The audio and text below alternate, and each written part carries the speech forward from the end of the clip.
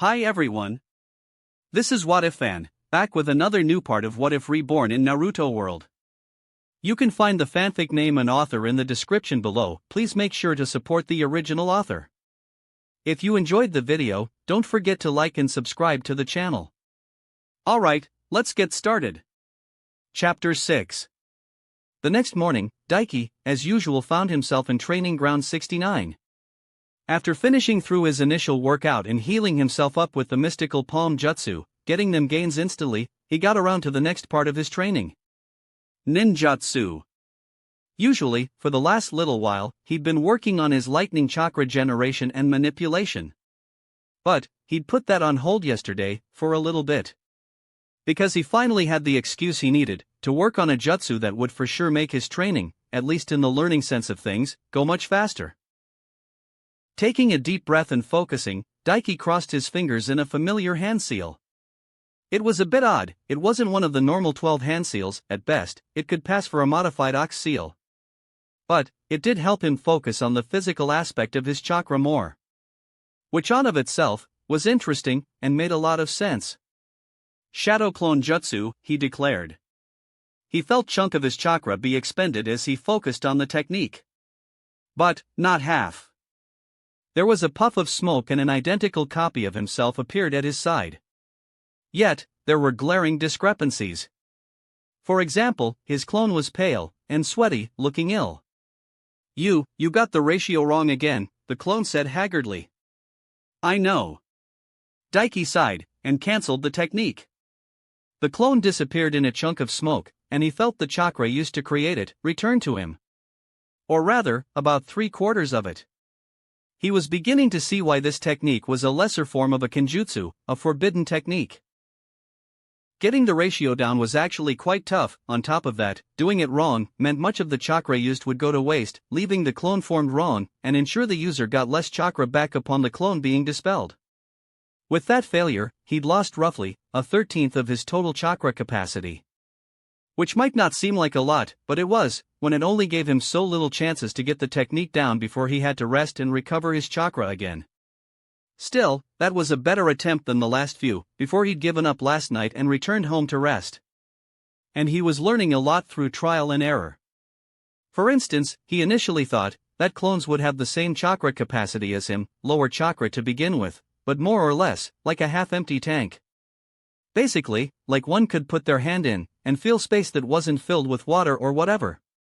Maybe a bucket would have been a better analogy? Either way, that was not the case. The clone was a complete copy of him, right down to the chakra. The thing was though? The clone's tank, while a perfect copy for the most part, was a fraction of the size. Meaning, a shadow clone of him would never have the same max chakra output that he did. Especially since his chakra coils would refill while the clones were still active. Hell, the clones could apparently regenerate chakra as well, just like him. Shadow clone jutsu was so fucking busted, without even getting into the memory transfer aspect of things. Bringing his hands together again, Daiki was about to attempt the jutsu once more, before he frowned and paused. He could feel someone coming. He might not be a sensor ninja, but his general senses weren't bad either. He looked over his shoulder, just as a familiar high-collared, dark-haired Uchiha made his way into the training ground. Sasuke eyed the training ground idly for a moment, before making his way over to Daiki. Your training ground is a chore to get to. He grunted. Exactly why I picked it. I don't have a family compound to train in so people don't disturb me. Daiki retorted, turning around to face the boy. Sasuke pursed his lips, before nodded. Sound logic, he replied. I imagine 2 idiots not bothering you constantly also helps with training. Wish I could say the same. You're not wrong, Daiki agreed. Honestly, as big a help a Jonin sensei would be to my training, having to have those 2 former teammates of mine along as well, would make my progress slower than it is now. I'm sure, I'm better off really. Hell, not getting a Jonin sensei leading to his current situation, was probably the best thing that ever happened to him. It's easy to see, with how much stronger you've gotten, Sasuke nodded. Wish I could say the same. Well, Naruto's not dead weight at least, unlike Ami and Suzuki were, they were pathetic. Daiki pointed out. Sasuke snorted. I notice you didn't mention Sakura not being deadweight, he responded. That was because he couldn't.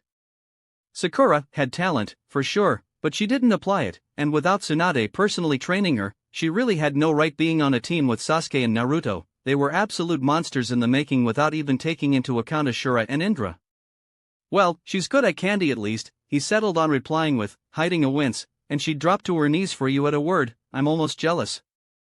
Sasuke raised an eyebrow at him, before scoffing, and have her think we're fated to be together forever or some other girlish fantasy nonsense. There was pure derision in his voice. No thank you. She already gets in the way of me getting stronger enough. I don't need her getting any other crazy ideas. You want to fuck Sakura? Feel free, hell, I'll wish you luck, maybe then she'll stop bothering me about this dating tripe. Well, wow. He knew Sasuke wasn't a fan of Sakura early on, but he didn't think he'd full-on express his, more or less blessing for another dude to fuck her just to keep her away from him. You know, you never expressed interest in any other girls at the academy, Daiki hummed. You realize, you're gonna need to bang some girls to revive your clan, right? Women, not girls, Sasuke surprised him by correcting him promptly. Weak, useless deadweight, I have no interest in them being the mother of my children and the future matriarch of my clan. Besides, that goal is secondary, and something that can be taken away at any moment, unless I accomplish my main goal. Killing your brother? Daiki nodded in understanding. Yes, Sasuke hissed, his onyx eyes flashing red briefly. You're a lot smarter than my teammates, beyond Kakashi. Those other two have no idea what I'm after. Daiki shrugged. Naruto can't understand it. He'd try, but he won't be able to understand it, because he hasn't experienced anything like that, he reasoned, and Sakura has deluded herself into believing she's in love with you, when she knows jack all about you.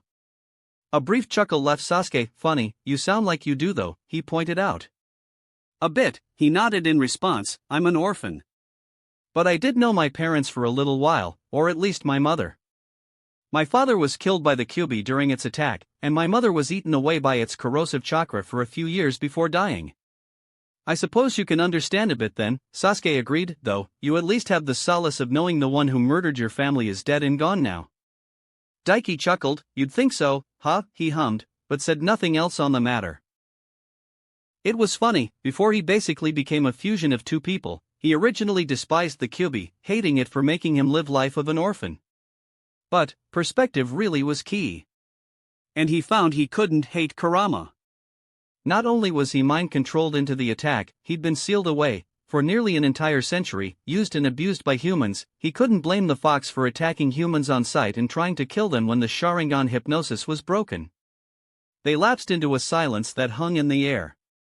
It was only broken by Sasuke giving a cough and reaching into his pocket, withdrawing a small scroll. Here, by the way, as we agreed on, the boy handed it over to him. I've written down all the instructions you'll need to learn the fireball jutsu. Oh, right, thanks, Daiki blinked, accepting it, before looking Sasuke in the eye. You're a lot more civil than you were yesterday.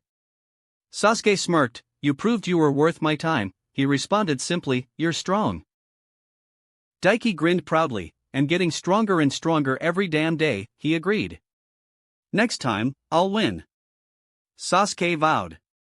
We'll see. Daiki actually found he was quite eager for another spar with him. By the way, on the matter of Sakura, while I wouldn't mind a tumble with her, she's way too high maintenance for my liking. You can keep her.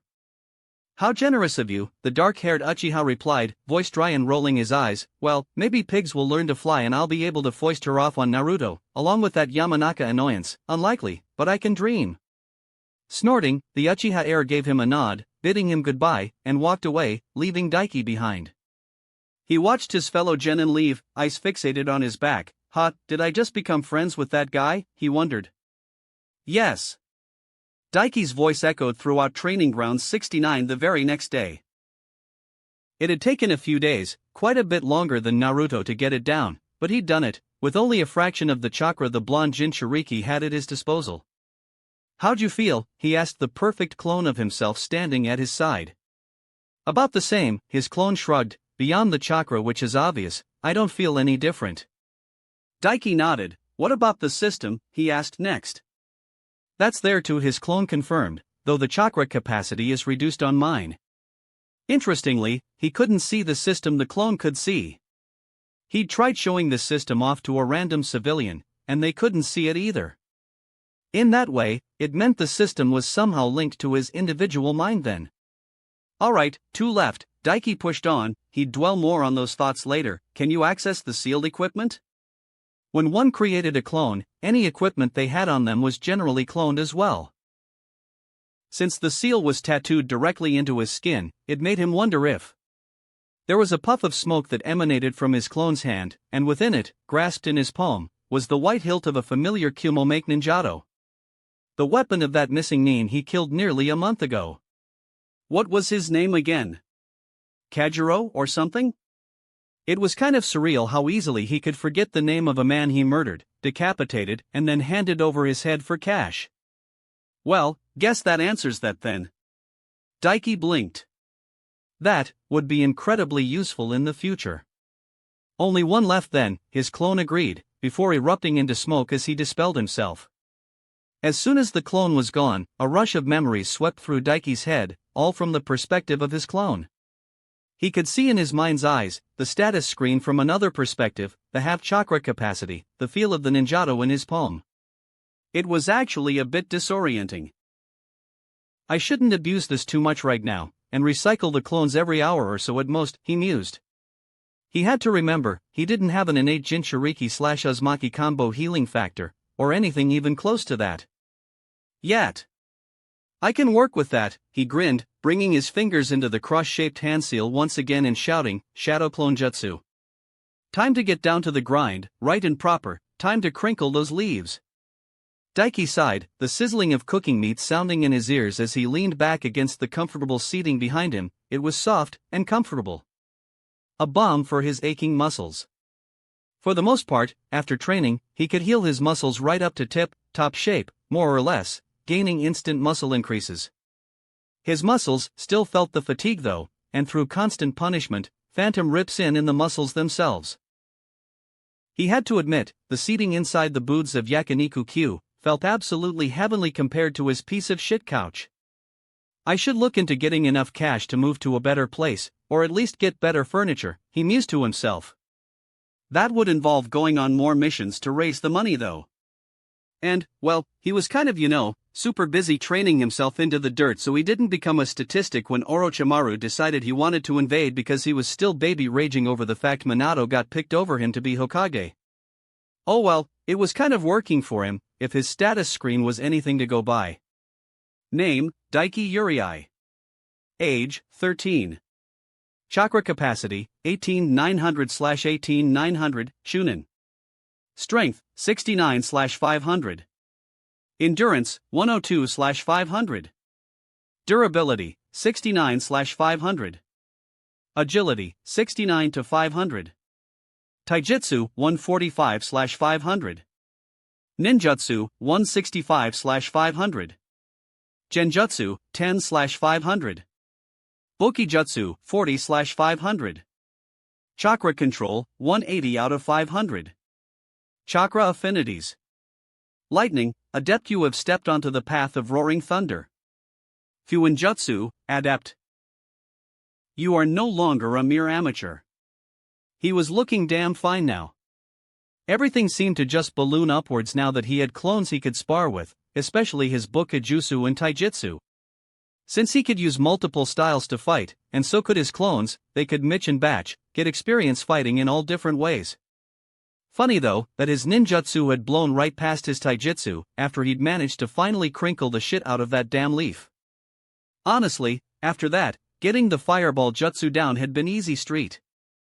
In total he'd worked on his lightning chakra for a month, 2, or more even technically when including clones into his training, which made his chakra capacity grow massively in the process as well. He mentally thanked Kakashi for this training method. God, it was helpful. Actually, could I send a clone off to do D-ranks for me every single day? He wondered. That shouldn't be too much of a problem, and he could accumulate missions for his record and earn money every day while he was at it. As it was, he'd learned pretty much everything he had access to right now, beyond the Rasengan, but he wasn't sure he wanted to touch that for the time being. Maybe it would be best to give a little time on it to make it seem more natural? If he just barraged Hiruzen and such with the news of all this shit he was coming across or recreating, it would look too good to be true. And definitely seem suspicious, even though no spy would ever be so blatant as to wave that shit in front of people's faces. It would just lead to awkward questions he didn't want to answer though. Though, he definitely needed to work on that genjutsu score, somehow. Maybe go see Irika-sensei? He knew he had learned a few genjutsu, the man had used them to test his class now and then after all, and one of the tests to obtain his headband had been breaking out of Irika's hell viewing technique. The grind never ends. Daiki chuckled under his breath, putting it out of mind as he grabbed the tongs that had been provided to him and flipped over the meat atop the barbecue within his booth. While he waited, he flared chakra through his palm, and in a puff of smoke, a map appeared in front of him. He repeated the motion, and a pencil appeared as well. God, his dimension force seal was so fucking convenient, no having to reach for scrolls or anything like that, just a thought and he was holding what he wanted. Truly, the best jutsu ever. What is with that place, honestly? He rolled his eyes as he focused on a specific part of the map. He'd been taking the time to triangulate where Isabu, the three-tailed Bija, should be right now. And, he was pretty sure he knew where it was. The huge lake Isabu was in, was between Fire Country and Tea Country for sure, since Kabuto took a boat to reach the area. Which wouldn't make sense for anywhere else, especially because Tea Country was to the south of Fire Country, and lead out into the open ocean according to the map. The problem was, there were no large water surfaces between Fire Country and Tea Country. But, if one took a boat across the Hang-Yuri Gulf, part of the ocean that swept into a junction in between Wind Country, Fire Country, and Tea Country, they would find themselves in the land of rivers. A small country, named as such, because of the massive lake or river that used to be connected to the ocean before a fight. Hashirama Senju was a part of rearranged the map and created a landmass that cut it off. A place that was less than 20 miles away from where he met Shiromori, and not even a day's journey from the Katabami gold mine, where Raiga Kurosaki was. River country sure is rife with treasure. Daiki snorted to himself. But yes, he was sure that was where Isabu was.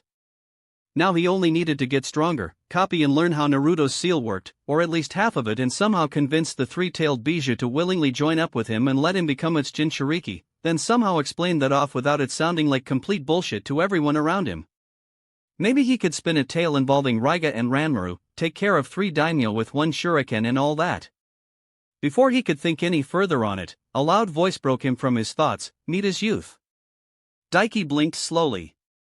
Indeed, one must partake in plenty of meat and facilitate their protein intake, a younger, male voice agreed. Meat is indeed youthful. Can't you guys be quiet for one day?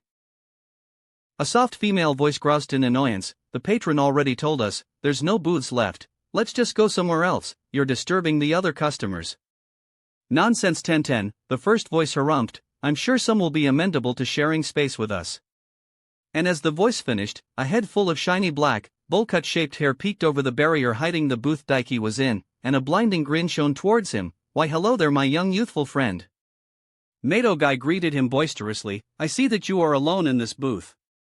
Might it perhaps be okay for I, and my youthful students to join you and partake in youthful tasty meal together? Ha! Daiki blinked slowly, before shrugging, sure, I don't see why not, I've got plenty of space. He gestured to the other side of the booth, enough for 4 people to sit comfortably, with nary a soul. He wasn't going to say no to the chance to get to know them. How youthful! Guy flashed him a thumbs up, before turning and saying something to his team and gesturing to them to follow him. A moment later, he bore witness to a robust, muscular and tall bow-haired man in a green leotard, followed by his mini-me, and a long-haired, wide-eyed pretty boy sitting opposite him. While the seating at his side shifted as the last member of their name sat next to him. Sorry about them. Tenten apologized with a sheepish smile, cheeks flushed and rubbing the nape of her neck in embarrassment. Don't worry about it, he waved her apology off, I had plenty of space as you can see. Looking at her, he had to admit, Tenten was quite the looker. A pretty, creamy-skinned face, warm chocolate brown eyes, a cute delicate-looking nose, a graceful neck, and a quick glance from the corner of his eyes, seeing the way the front of her sleeveless pink shirt stretched out at the front, told him that she was far more curvaceous than Sakura. He was actually surprised. He thought Tenten was more the slender type, but she was actually kind of stacked. A pleasure to meet you, friend.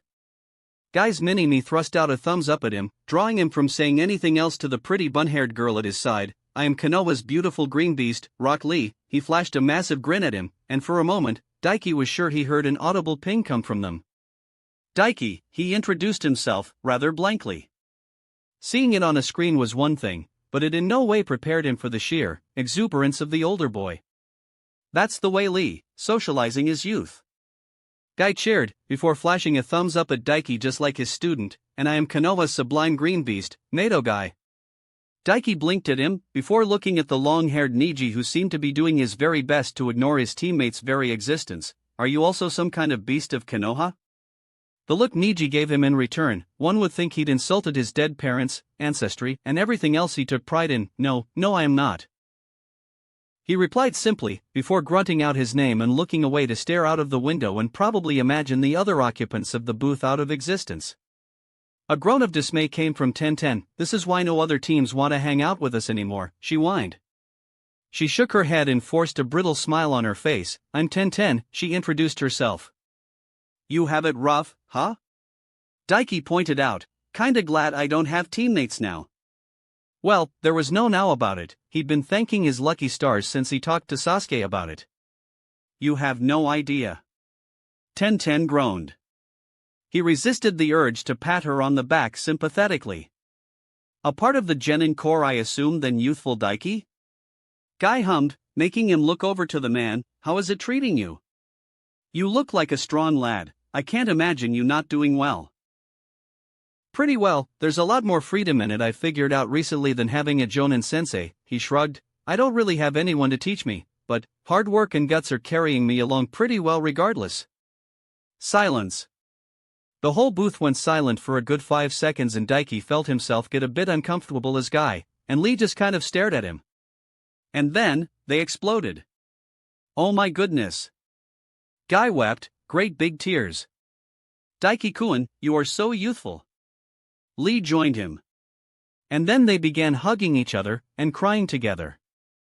He turned to Tenten. Correction, you have it really rough. Tenten whimpered.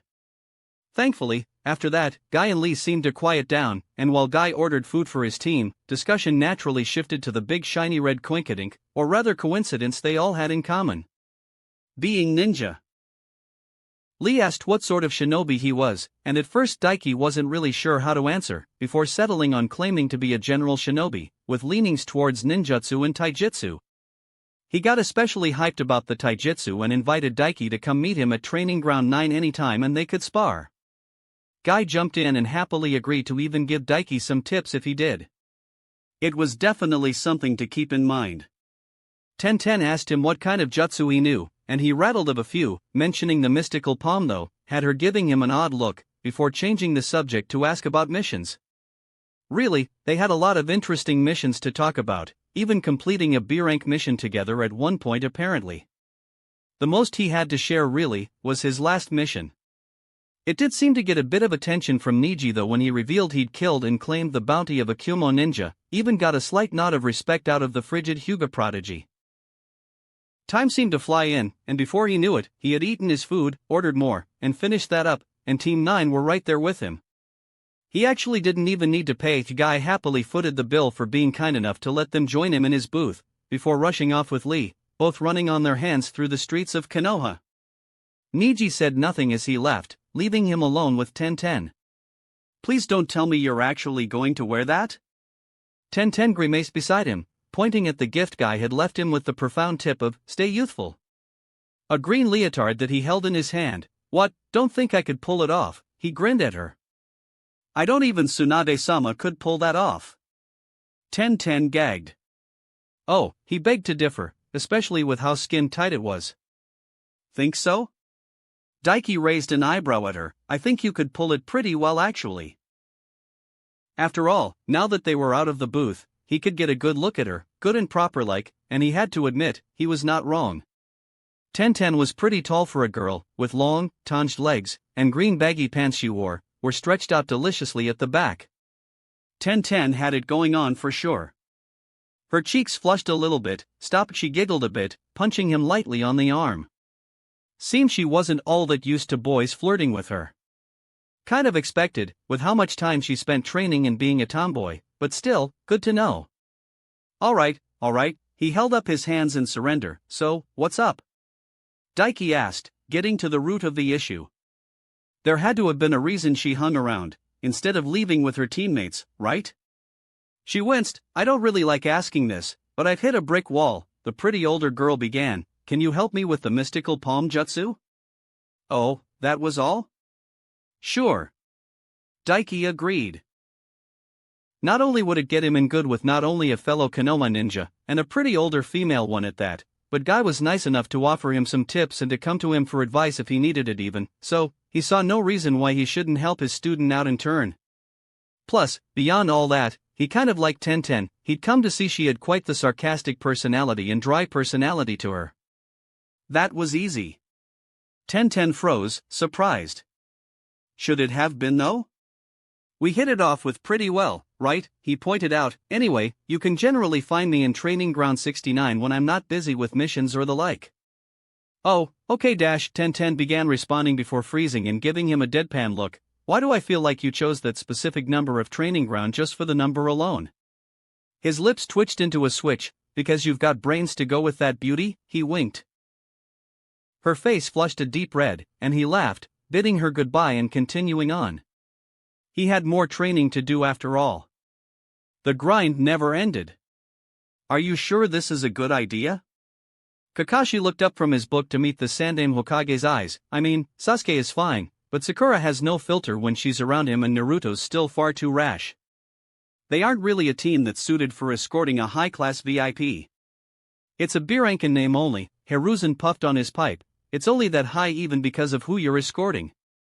The chance of combat is drastically low, and it's less than a day's travel from here. And it will look good for your team's mission record when the chance comes to be promoted. It's rather silly so, is it not?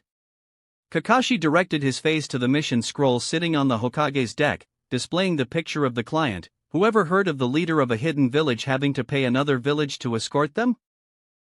Waterfall sadly has precious few shinobi these days, and young Shibuki lacks the disposition needed. The Hokage shook his head. Quite a waste really. The boy is incredibly talented. Perhaps he could even have been a match for you given a few years if not for being afraid of his shadow. Perhaps. Kakashi shrugged lightly, though. I have a feeling there's a specific shinobi, or rather kunoichi you want me to check in on while I'm there. He eyed the older man knowingly. Well, I wouldn't pick your team for this mission otherwise. The genin act as a good smokescreen for you to sneak in. Hiruzen chortled lightly. He was just making sure young ninja got some props for their part in it. He reached into his robe and pulled out a scroll, unrolling it across his desk. Her name is Fu, no last name, an orphan from what we have been able to uncover. She is 16 years old, general strength below that of your typical chunin. Waterfall has few capable of teaching her. After all, she is the current container of the Nanabi. The seven-tailed horned beetle depicted on the scroll was a young teenage girl. She had tan skin, with short mint green hair and striking bright orange eyes. And you just want me to check on her? Kakashi asked. That's all. Just get me a general personality profile and check how she's treated by her village. Hiruzen confirmed with a nod. Waterfall is not known for their sealing prowess. We have to know if she is liable to lose control and unleash the beast. While not as powerful as the Kyuubi, not even close, it is still the third most powerful of the tailed beasts, and with the ability to fly freely through the air, it is a terrible foe to deal with and could devastate the countryside before we can stop it. Kakashi grimaced. Yes, he could understand exactly how big a threat that would be. Alright, I'll get it done, the copy ninja promised. Splendid, Hiruzen grinned, before pausing for a moment. Actually, a young genin has caught my eye lately, part of the genin corps. He's training very hard to make up for that. Would you be fine taking him along? A B rank on his record will go a long way to allowing him to compete in the Chunin exams. From the genin corps, huh? Kakashi hummed with interest. Chapter 7. The next morning, Daiki made his way to his ever-homey training ground a bit earlier than usual. The sun even had only shown the barest hints of beginning to rise, and that was only because it was summer. Not that it would be like that much longer. They were already at the tail end of summer, mind you. Still, there was a whistle on his lips and spring in his step as he jauntily swaggered his way through the paths between the training grounds towards his destination. He was in a good mood, for sure. And why wouldn't he be? His abilities were looking sweet as shit. He had an Uchiha who plopped his ass in his training ground every now and then to challenge him to spars, and even now would have a cute older girl coming to him for assistance and letting him endear himself to her. And on top of all that, he had a rough plan of action for the future. Really, everything was coming up Daiki. This was the age of the Great Daiki.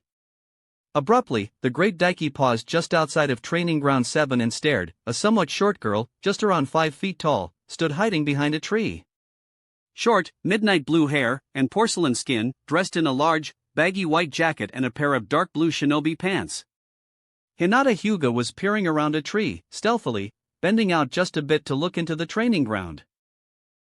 Well, at the very least, he could see for himself that, like the tree she was hiding behind, with her bent over like that, he could see Hinata had quite the trunk of her own.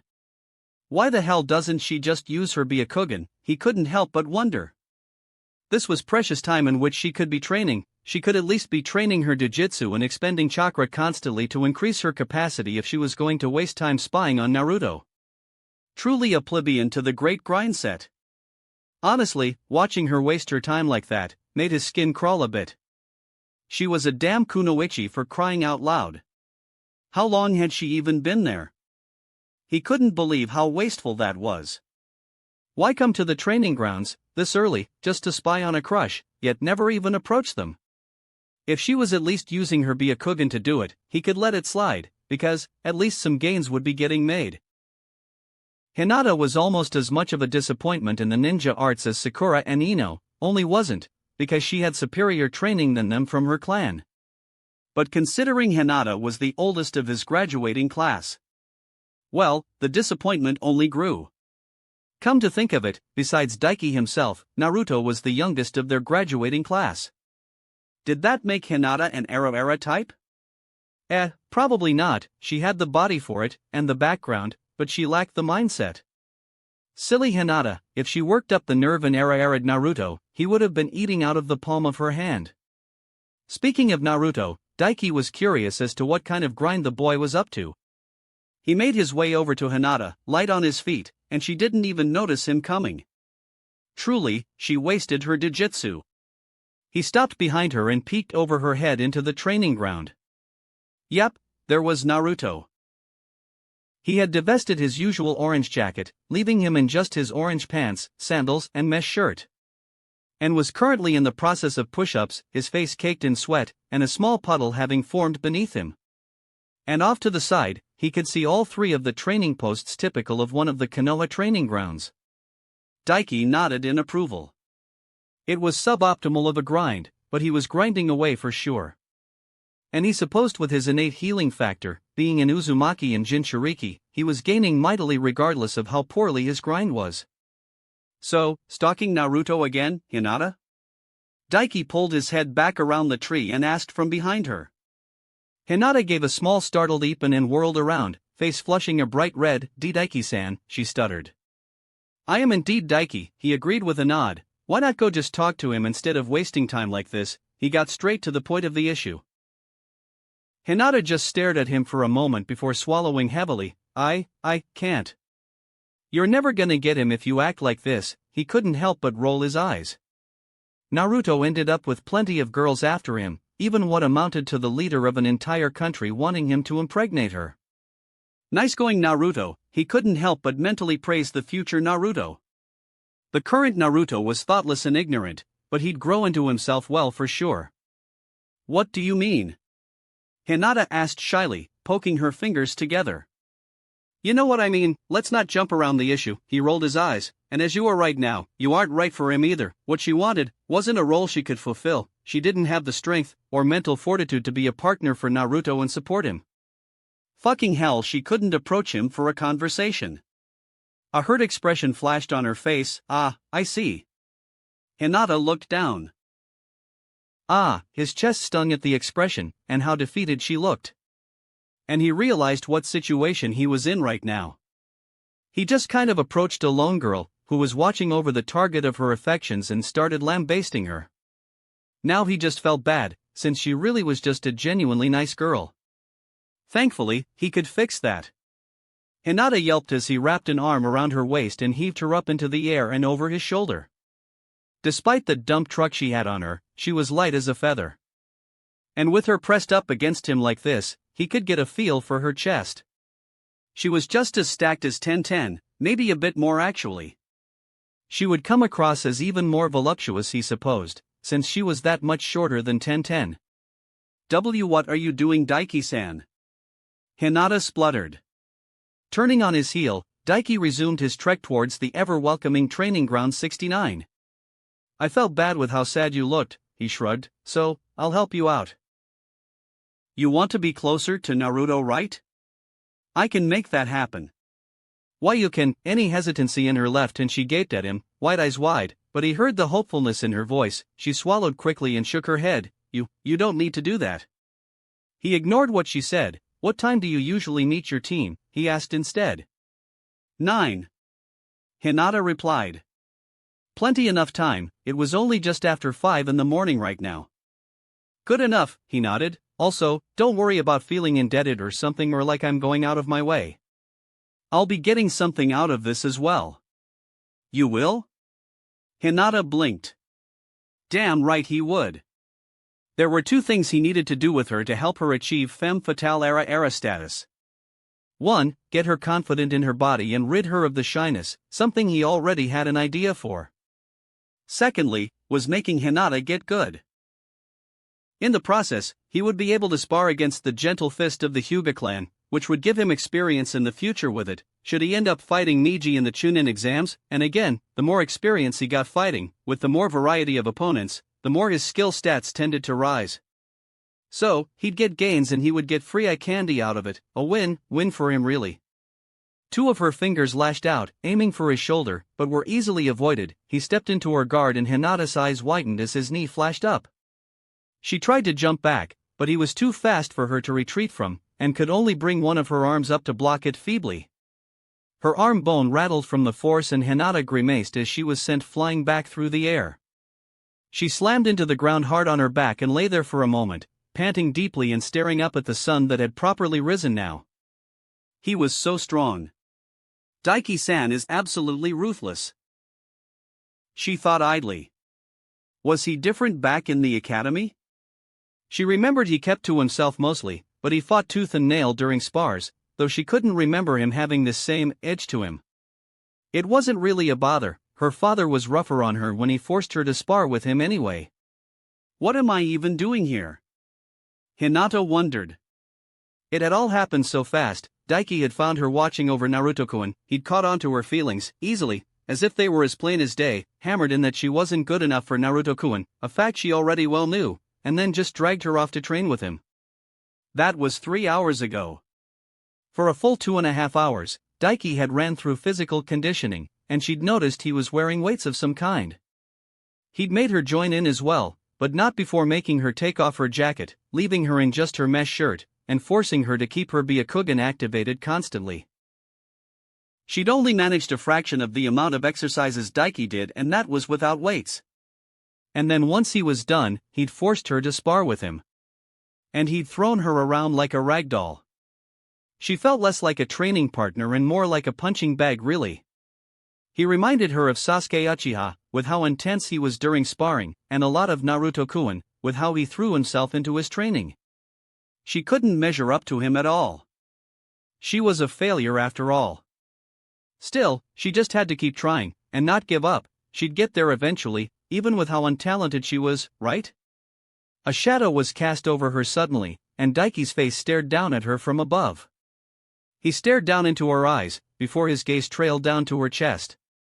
On reflex, Hinata's arms came up to cover her chest. With how much she'd grown recently, her obscene breasts bulged out the front of her mesh armor quite plainly, and with the way they stretched it out, if one looked closely, they would be able to see quite a lot of her chest through the mesh. Is this really necessary? Hinata couldn't help but ask, face flushing in embarrassment. She'd asked why he made her take off her jacket before and leaving her in just her mesh armor, but he just told her to do it and not question him, that it was needed. So far, all she knew was that she'd been jumping around a lot with the fat on her chest bouncing around noticeably. If only she were slender like Sakura-san, a proper cute girl, she wouldn't have this issue. The few times she'd seen Sakura-san in mesh armor alone, her chest didn't bulge the mesh out obscenely like her own chest did. Course it is, Daiki shrugged with a grin, you're way too shy, it's kind of annoying actually. You need to be more comfortable in your body, so the best way is to show it off a bit, and sparring at the same time makes sure you're growing stronger while you do. Respect the grind, Hinata. He lifted his hand and waggled his finger at her, as if giving her a stern lecture. Well, it kind of made sense, she supposed. She admitted, if only to herself, she'd forgot her state of dress when the sparring began and had to put all her thoughts into making sure Daiki didn't smash her into paste. Though, she still didn't understand fully what he meant by the grind. She assumed it had something to do with training, especially because he kept paraphrasing the words gains, which obviously was some form of slang for gaining more strength. Looks like you're done now though, he mused, and sat down beside her. Well, 3 hours of conditioning and sparring isn't bad. I doubt Sakura or Ino could last even a third as long as you, so good on you, I suppose. Yet, despite the fact that he was sweating quite noticeably, Daiki looked like he was still raring to go, and that was while wearing those weights of his. Still, a small rush of pride ran through her at his light praise. It may have been petty of her, but she felt good at being praised, at being better at something than Sakura-san, the girl who held all of Naruto-kun's attention. Too bad, his plan would never work. He was missing one crucial thing that seemed to fly over his head in regards to her. I understand what you're trying to do. Hinata pushed herself up into a sitting position beside him, but it won't work. Pretty sure it will, he refuted confidently, without hesitation. How she wished she could have that same confidence he seemed to have. She envied that. She giggled lightly. It won't, she still had to insist. Thank you for trying. It does mean a lot, but you can't be confident in something that has no worth. My body isn't as attractive as Sakura-san's, so there's no way I can compete with her for Naruto-kun's affection. She had made her peace with that back in the academy. She knew she would never get Naruto-kun to herself, but she still couldn't resist watching over him training, never giving up and trying to emulate that. He inspired her to keep going. Still, it meant a lot that Daiki was trying to help her regardless, even though he blatantly pointed out himself how impossible it was for her to achieve what she wanted. She looked him in the eye and mustered the best smile she could to thank him, only to see him looking at her blankly. What? He blinked, looking utterly confused. Is something wrong? Hinata asked, confused herself now. Yeah, what are you talking? He looked at her as if she was stupid. The shy thing's a turn off for sure, as is the baggy clothes you always wear, and you have hair not far from Sasuke's. You'd look way better with longer hair, but beyond that, you're hot as shit. Hinata's mind was suddenly quite empty as utter confusion swept all of her thoughts away, and she stared at the muscular, tan-skinned boy sitting beside her. Don't get me wrong, Sakura's pretty, love that hair of hers, and she has a nice ass, but she's a skinny waif. No guy wants a chick like that, Daiki bluntly continued on, before gesturing to her. Maybe when she stops dieting like she likes to do all the time that'll change for the better, but as things are right now? Your body is way better than Sakura's, better ass, nice hips, exotic eyes, and a pair of tits that just don't quick. Hinata's mouth opened and closed, and she felt her face heat up to burning proportions at his crass words. I thought you were just shy in general and about how fast you're developing compared to the likes of her, but sheesh, to think your body is bad? Daiki shook his head. Man, no idea where you got that idea from. You mean you weren't just trying to make me accept and get over the fact I'm unattractive? Hinata absently asked. Hell no, Daiki snorted, before suddenly his eyes widened. Wait, don't tell me you actually thought this because Naruto likes Sakura and based attractiveness on that? Why did it seem so silly when he said it like that? She couldn't trust her voice, so just nodded. Daiki laughed. Naruto isn't in love with Sakura. Hell, he doesn't understand the concept, trust me on that. He's been alone for so long nobody's taught him the difference. He pushed on, he's literally trying to be friends with her, but doesn't know how to do it. No idea why he's fixated on her like that, but yeah, at best, he has a small crush on her. He's not in love with her or anything like that. Daiki, it seemed he knew a lot about Naruto-kun. She hadn't known any of that at all, despite all the time she'd watched him. I don't really know much about Naruto-kun. Hinata realized. She didn't know what hobbies he had outside of training, what he liked to beyond that, even and more. It was sobering. She had to try harder. But, putting that thought aside right now, didn't Daiki's words mean she was more attractive than Sakura? I'm good looking, she asked, hesitantly, for confirmation. 6 out of 10, better than Sakura, who I'd rate 3 out of 10 though. Daiki wasn't at all embarrassed to share his thoughts on her attractiveness. Grow your hair out, and don't try and cover up that rocking bod of yours. and get rid of some of that shyness, and you could easily hit a 9 out of 10, maybe even full on 10 out of 10 depending on how you go from there. Her cheeks felt like they would burst into flames at any moment, and she had to resist the urge to go grab her jacket and put it on when his eyes once again drifted to her chest. The fronts of her breasts were hidden by her arms, but he could still see the upper swells of her breasts and down into her cleavage. But all the same, she felt one side of her lips twitch up at his words, and something stir in her chest. It made her arms shake, yet was a good feeling that almost urged her to drop her arms and let him see fully. Nobody had ever so blatantly complimented her before, and expressed such a surefire belief in any of her potential. Longer hair, more stylish clothes, less shy, she chanted lightly to herself that was all she needed to completely dwarf Sakura in attractiveness? A thought suddenly occurred as Daiki tore his eyes away from her chest and grinned in a way that made him suddenly seem very handsome. What did you mean you would get benefits yourself out of helping me? Isn't that obvious? He snorted, raising an eyebrow at her. For one, I get experience fighting against the gentle fist, it's good training, and secondly, I got to ogle you at the same time, 2 benefits at the same time. Gotta respect the grind, like I've been telling you, Hinata, get the most for your efforts. Despite how absurd this situation was, Hinata couldn't help but giggle again. I see, thank you, Daiki, you've taught me a lot. She smiled at him. Despite the crudeness of it all, she was very thankful for his upfront honesty with her, and what he said, and the way he acted. It put a lot into perspective for her, and made the world seem just a little bit more open to her. Like I told you, you don't need to thank me, he repeated himself from earlier. Pretty sure I'm the one who got the most out of this. His eyes dipped to her chest once more for a brief moment, a blatant obvious look, before he looked back up and winked at her. She could have stayed here and listened to him praise her for hours. It was like she was someone who had been lost in the desert for so long, had suddenly found a beautifully full oasis of crystal clear water to drink from. She could not though. It was almost time for her to meet her team. Is it okay if I join you again for training sometimes? Hinata asked before she left, as she stood up and retrieved her jacket. Fine with me, I'm generally here a lot of the time when I've not got something to do or have missions. Daiki shrugged, feel free to hit me up anytime you want.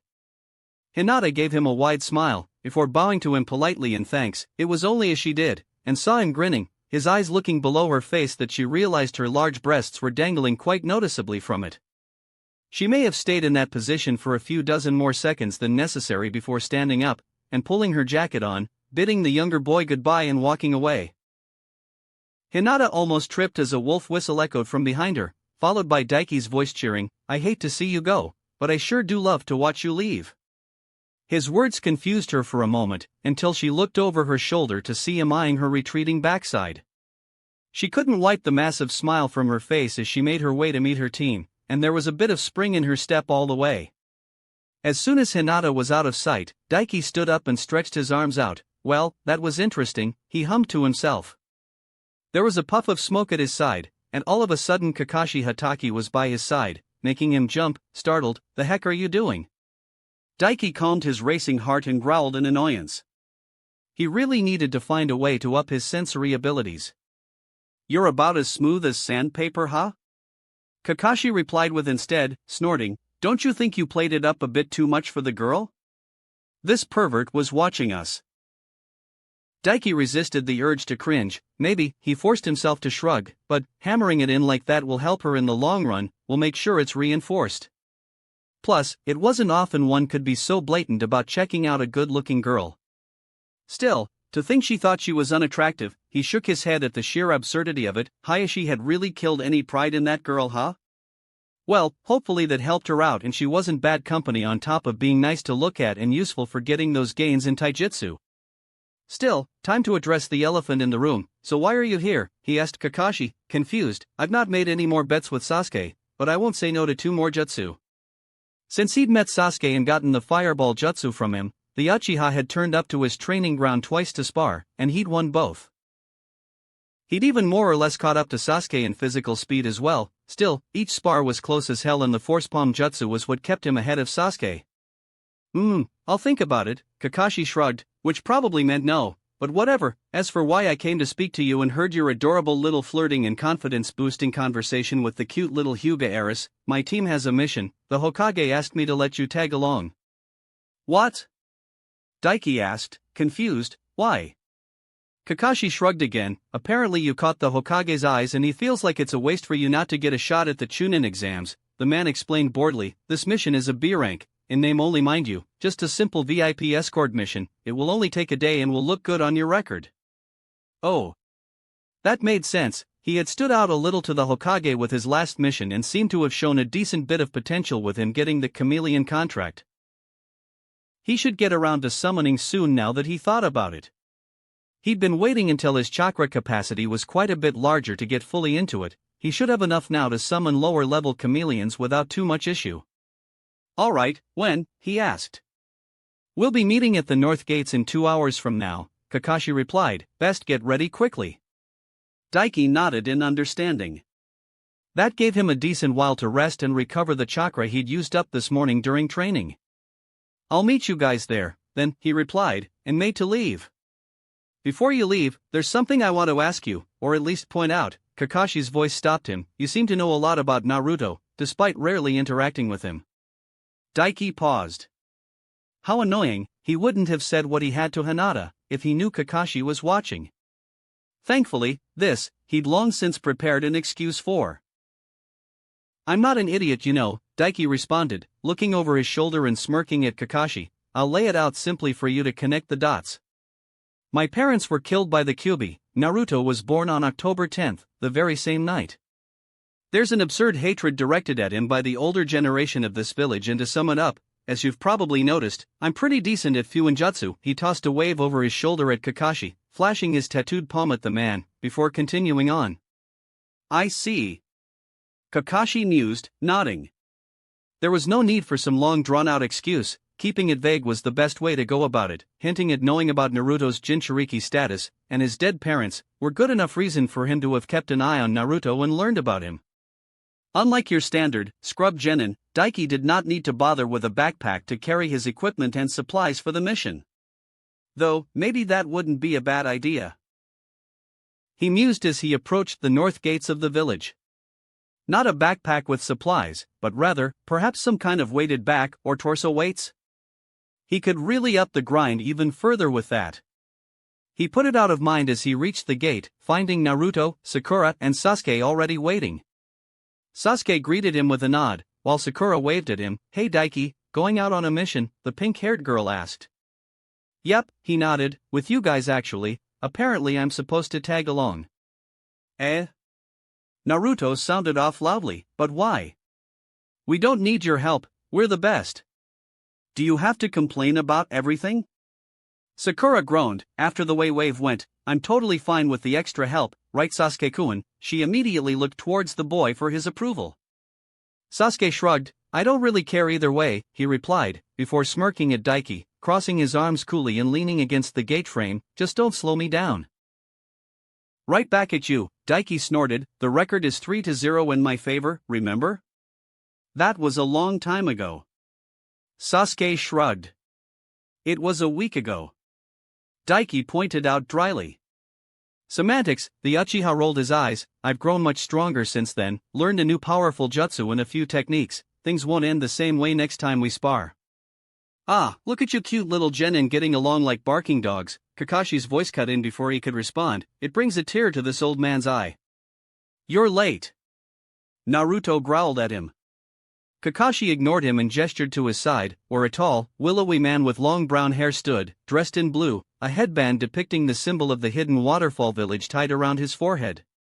So, this is our client, he explained. His name is Shibuki, he's the leader of the waterfall village. Our job is to escort him back home more or less. Don't you feel important? The man, Shibuki, introduced himself, while Naruto and Sakura together griped at Kakashi for making them wait so long. From what he idly made out, they were actually supposed to meet an hour ago. Still, all that was mostly drowned out as Daiki stared at the waterfall shinobi. Don't tell me. He thought. He remembered this guy, from a mini-side movie. Something told Daiki, this wasn't going to be as simple a mission as Kakashi claimed it would be. Not long later, they were on the road, moving at a slow pace along the path heading out of Konoha and through the huge trees along the way. Why are we walking though? Daiki had to wonder. No, seriously, why? He could understand if Shibuki was a civilian, but he wasn't, he was a shinobi. So Shibuki, Sakura struck up conversation not long after leaving the village. Since you're the leader of your village, doesn't that make you the Takakage? Shibuki blinked, I suppose so? Wow, and you're so young. She praised him, making the man laugh sheepishly. Honestly, calling him a Kage is insulting to Kage. Daiki resisted the urge to snort. Instead, he slowed down a bit and dipped to the back of the group, so he didn't need to talk to anyone, guarding the rear with Sasuke. If things were going to go pear-shaped on this mission, then he wanted to be as prepared as possible. And there was one technique he could work on, that shouldn't be too hard.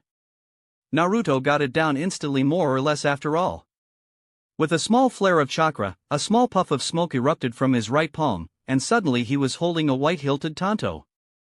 Sasuke raised an eyebrow at him, but said nothing.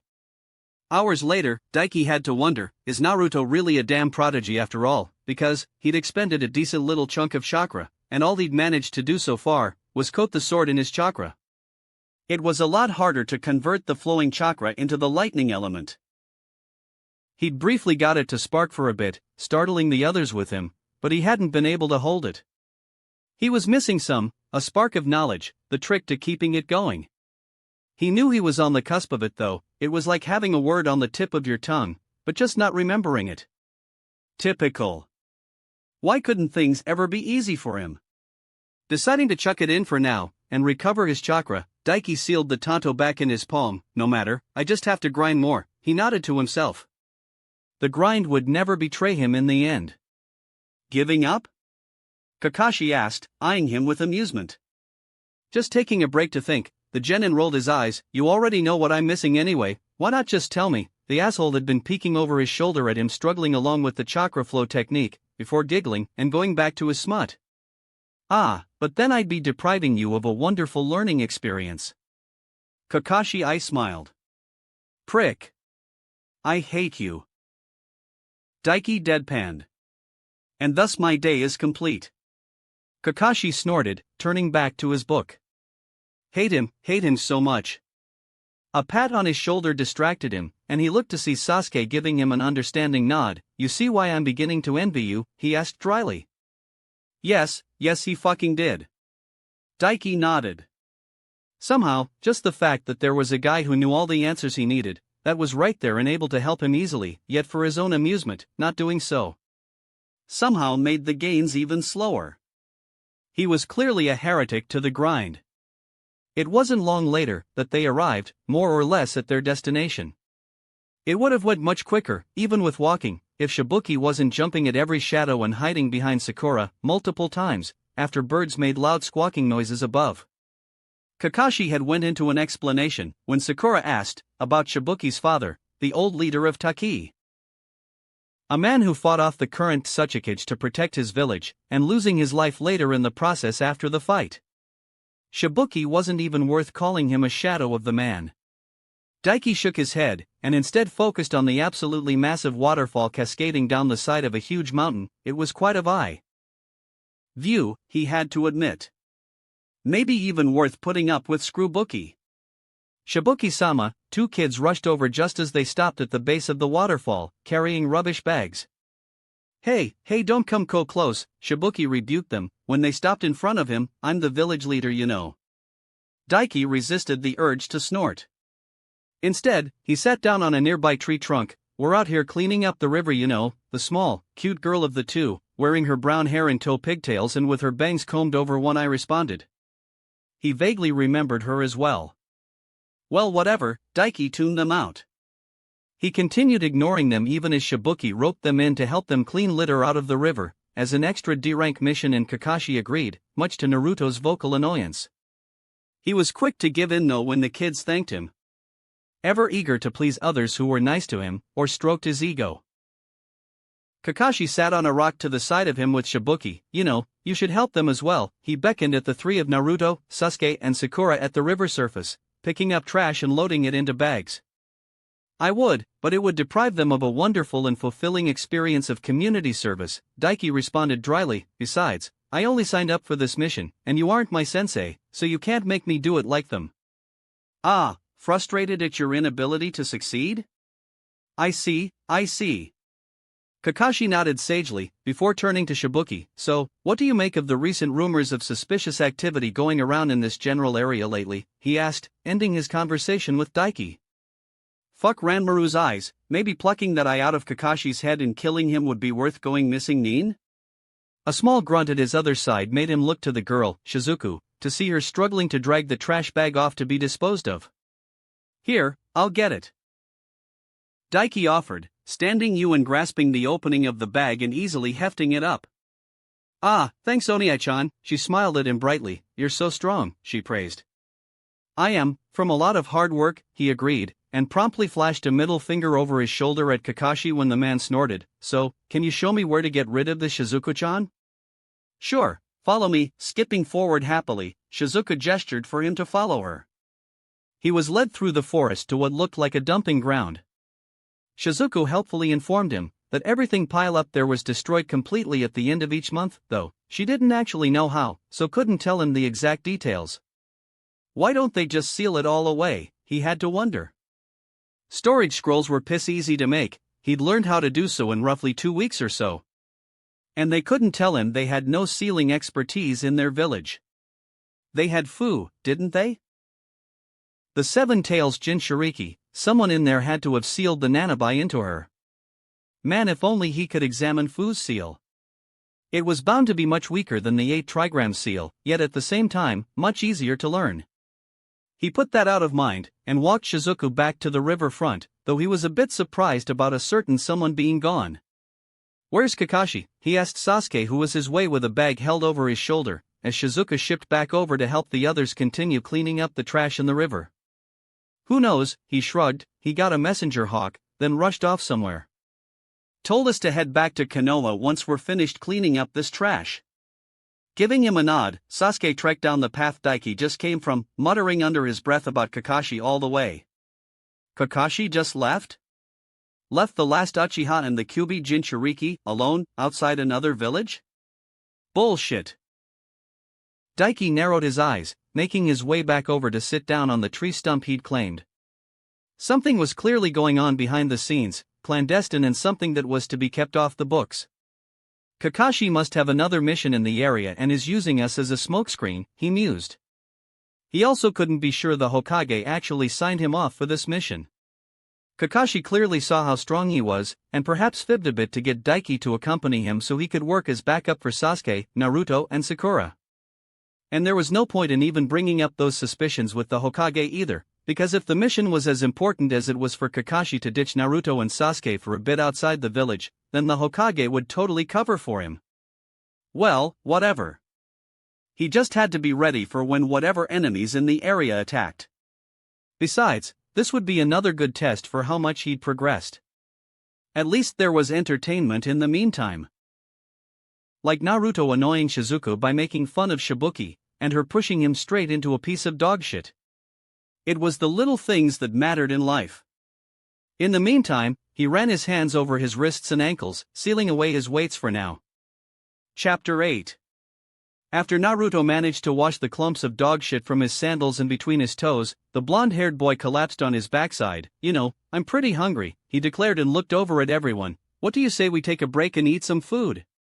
Actually, I could go for Daiki began, but, before he could fully agree, he was cut off. If you're going to eat, you can leave, Shibuki scoffed, rudely. You're pretty much done already, so we can call it here and part ways now. Daiki worked his jaw back and forth, and resisted the urge to smack him one. The guy was already annoying him, cutting him off like that was grating on top of it. Ha! Naruto growled, jumping to his feet, wet sandals making squishing noises in the grass. What a thing to say after us helping you back here. You're a real lousy jerk, Databeo.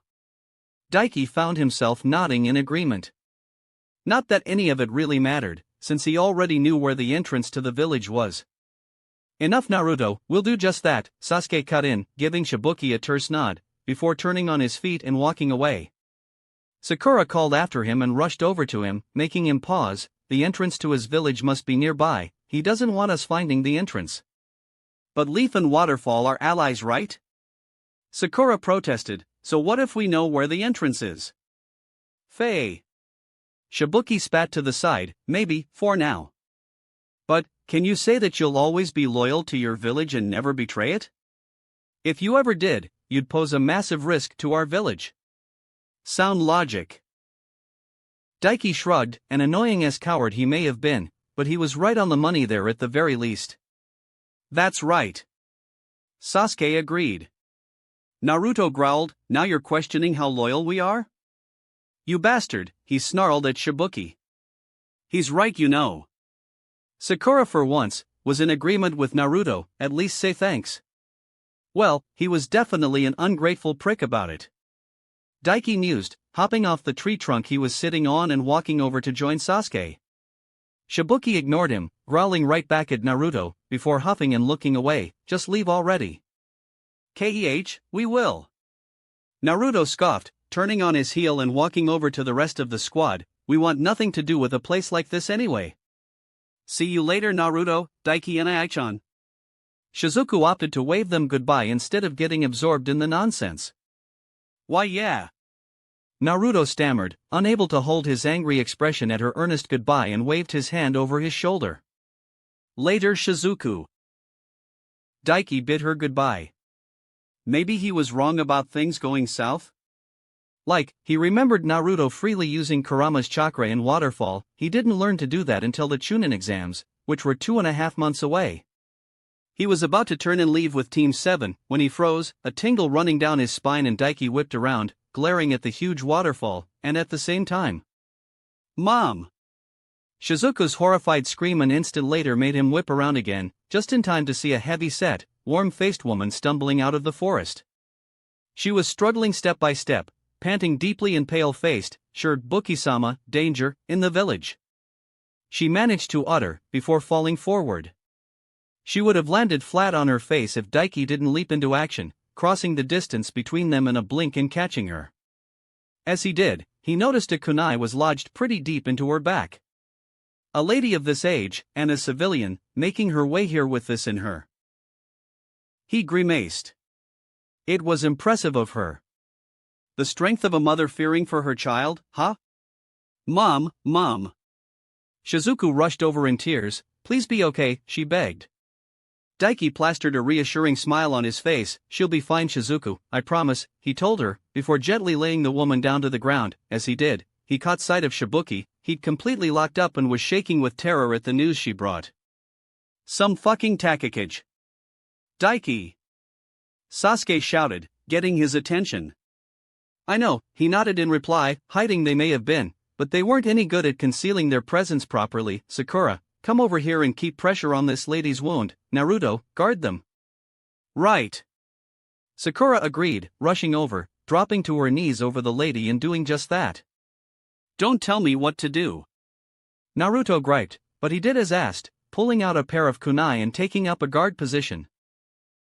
Just as he did, there was a chorus of splashing water, and from the waterfall, a group of shinobi, all dressed in gray and light blue burst of the waterfall, 8 in total, and only one of them stood out, a tall muscular man, wearing a sleeveless black muscle shirt and a pair of arm warmers.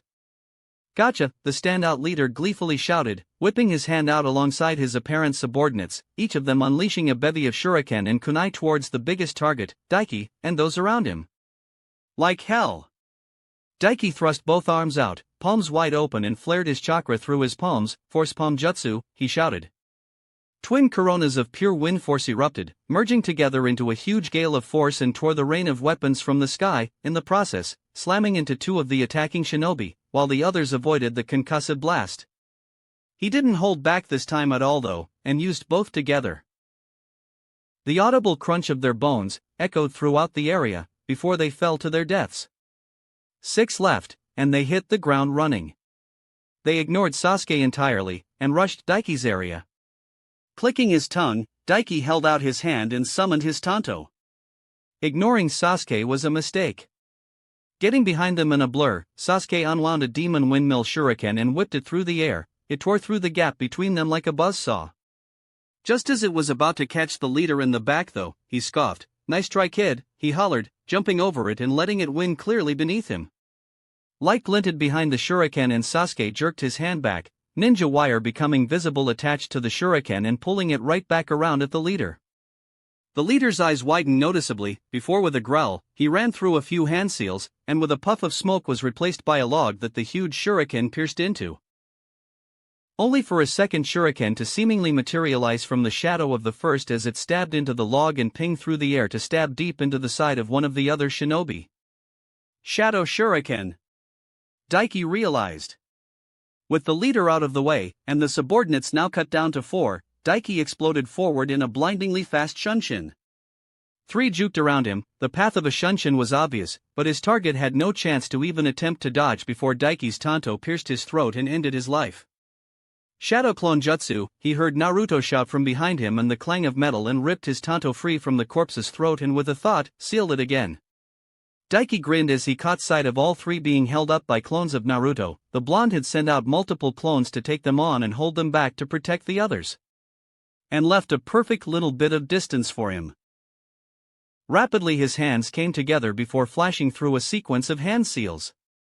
Electricity sparked around his hands as he finished and he thrust out both hands, lightning style, electromagnetic murder, he roared, dozens of forks of lightning exploding through the air towards them. Held up by Naruto, and with the sheer speed of his jutsu, the 3 of them, alongside Naruto's clones, had no chance of dodging. They screamed in agony and their bodies completely locked up and began spasming as the lightning ran through their veins and cooked them from the inside out, the smell of sizzling flesh riding on the air.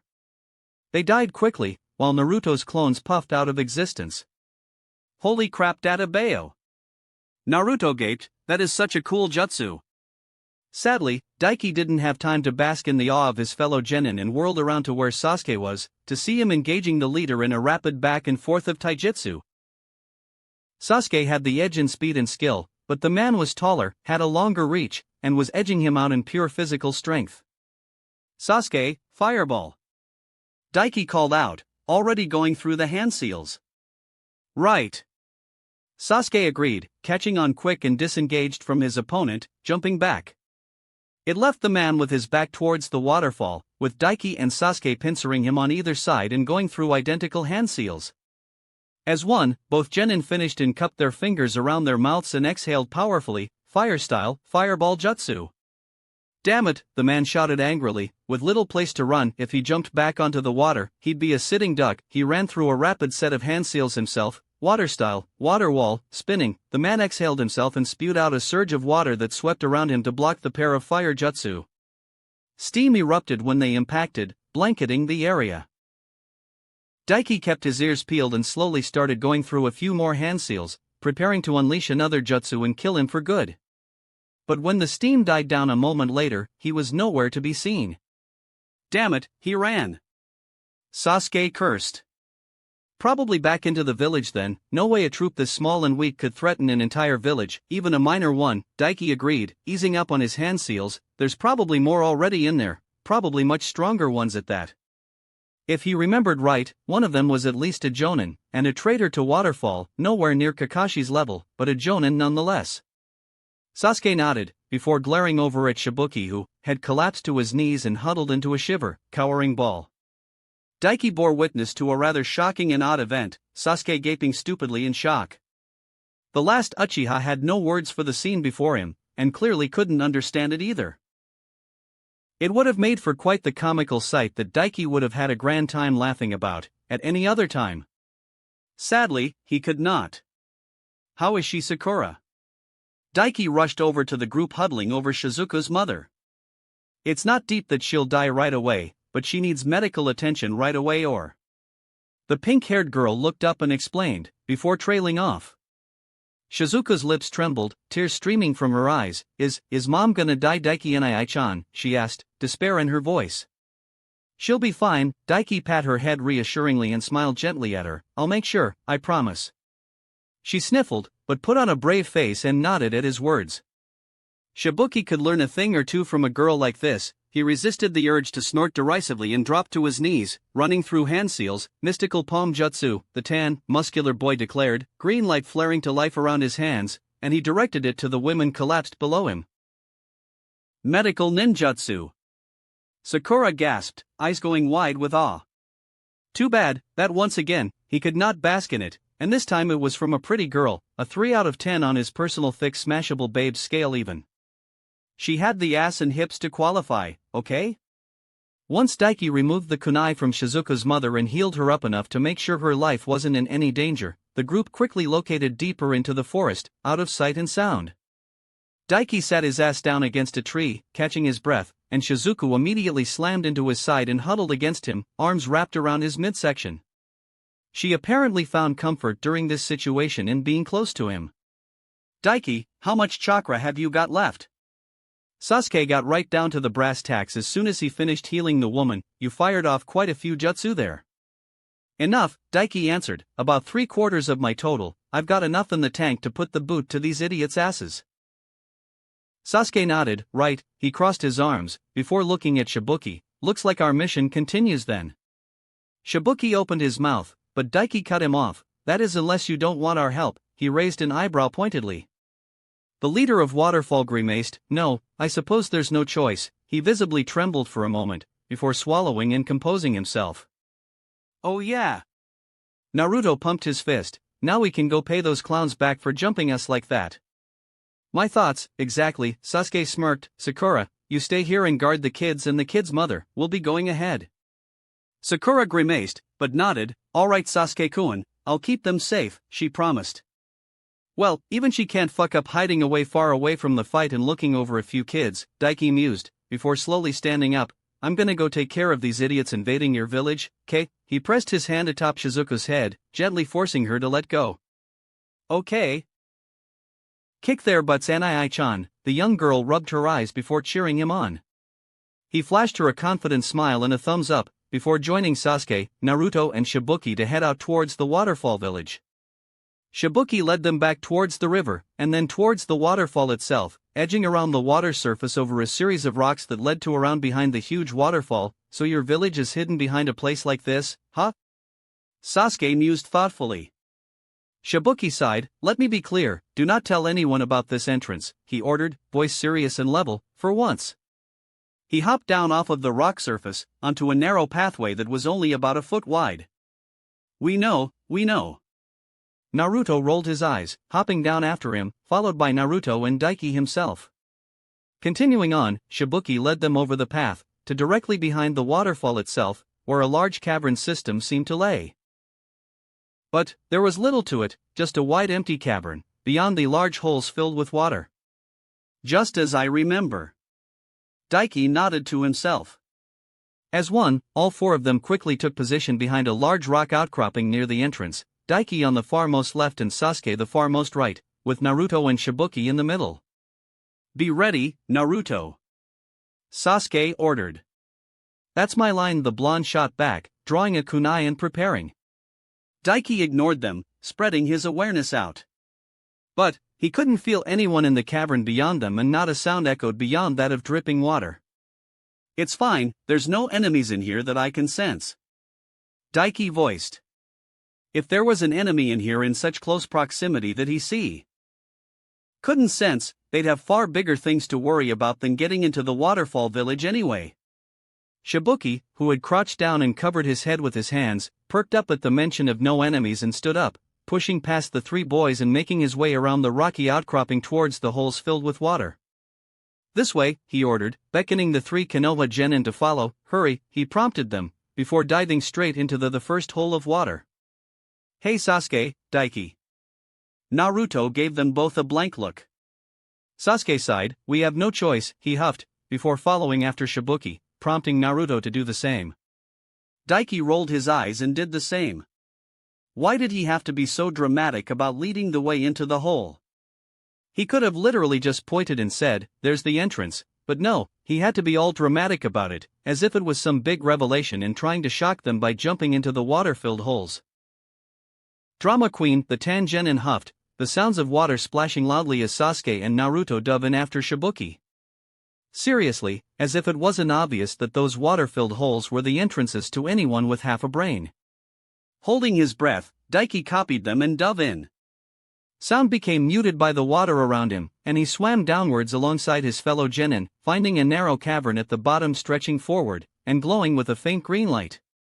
He met the eyes of Sasuke and Naruto, who were examining it, before nodding at them and swimming forward through it, towards the faint silhouette of Shibuki he could see about 30 feet in front.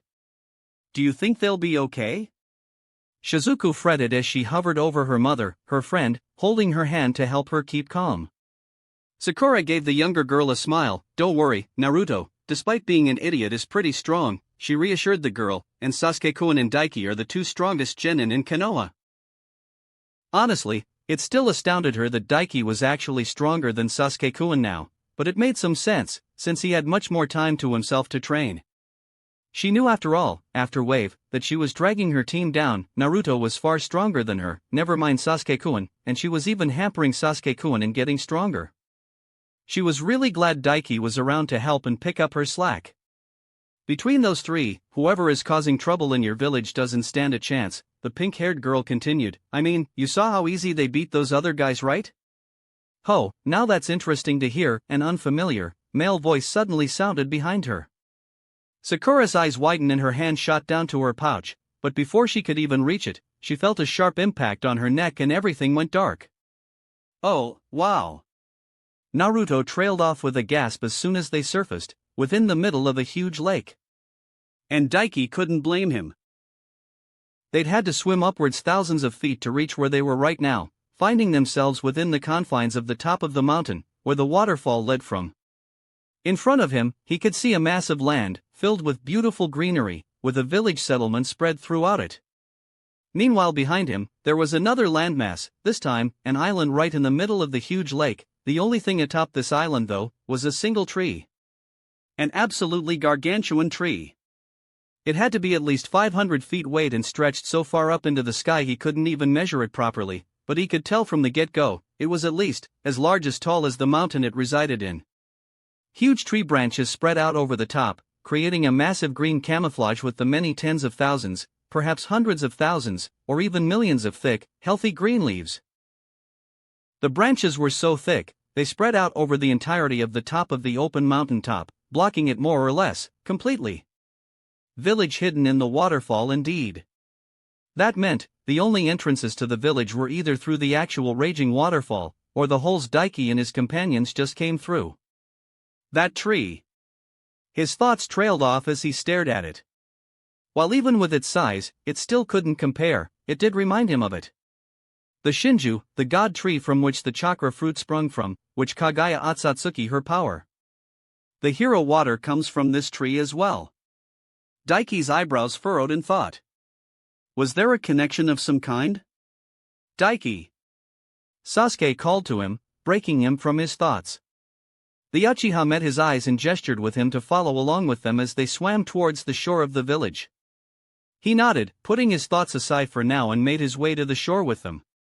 Man, I've never seen such a pretty place. Naruto looked around in awe when they reached the surface. Man, I wish Sakura could have gotten to see it too.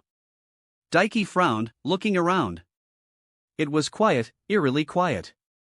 And there was not a single person in sight. He caught the frown on Sasuke's face and knew he was thinking the same. It was only then, Daiki noticed something else. Where the hell is Shibuki, he wondered. He was right behind him, so how did that coward give him the slip? Just then, Daiki's senses went haywire and he jumped back, just as a series of shurikens screamed through the air towards him.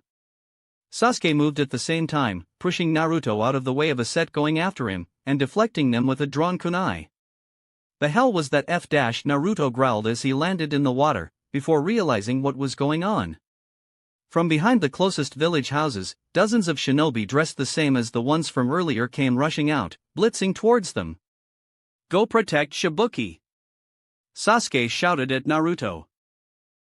The blonde growled again, but dove into the water, out of the way despite his reluctance, leaving the pair of Daiki and Sasuke to deal with their approaching enemies. Just like the ones before, Daiki noticed, they all wore headbands depicting the symbol of the village hidden in the rain, each with slashes through the middle. Honestly, it was quite a lot of rain shinobi. In total, this time he counted 12, which made for 20 at least. It was like they deserted en masse. Had Nagato already taken over the rain village and killed Hanzo? That didn't matter for now, he supposed. Whipping his hand out, Daiki flared his chakra, summoning and shooting forth a series of kunai, shuriken and swords, a small wall of pointy death straight towards the approaching shinobi, before shooting forward himself. Most of them avoided easily. One did not, and was riddled with the weapons, falling dead a moment later. See, that was the problem with rushing in a group, it left you little room to dodge if you were focused on by the enemy. Tora, one of them roared angrily, rage-filled eyes settling on Daiki. They were spreading out, trying to flank them from all sides and surround them, but Daiki wasn't about that shit. He made a beeline towards the one who shouted. Die, the man shouted as they approached one another. Just as they were in front of one another though, Daiki whipped his hand out again, unleashing his force palm jutsu from his left hand and spinning. He torqued around the man's lunging stab with his kunai, aimed for the Tanteen's throat, and man didn't even have time to register his make before Daiki's massively momentum-enhanced knee strike smashed into his temple and crunch went his skull. Then, not taking any time to admire his handiwork, he thrust both hands out again, unleashing the force palm jutsu a second time, jettisoning him backwards through the air like a bullet. He flipped backwards, coming down into a handstand right below another of the men and thrust up with a double mule kick right up at his chin. He, like his fellow, was far too slow to react to the sudden spastic movement and his head snapped up and backwards, his neck breaking audibly and tumbling backwards from the sheer force of the blow. He was just in time to get an upside-down view of Sasuke leaping into the air, his hand cupped around his mouth, fire-style, fireball jutsu. He unleashed a huge fireball down below, catching 4 of the rain ninja before they could escape the blast radius, and their screams echoed loudly as they were burned alive. Daiki didn't have time to admire it, because a third changed paths, rushing towards Daiki, twin kunai held in his grasp. Thinking quickly, Daiki unleashed another shot of the force palm jutsu from both hands into the ground, shooting him up into the air above the man, just as he shot forward, slicing his kunai where Daiki's belly was just a mere moment ago. Flipping around above, Daiki copied Sasuke, running through hand seals of his own, before inhaling and exhaling powerfully, spitting out a quick fireball jutsu of his own.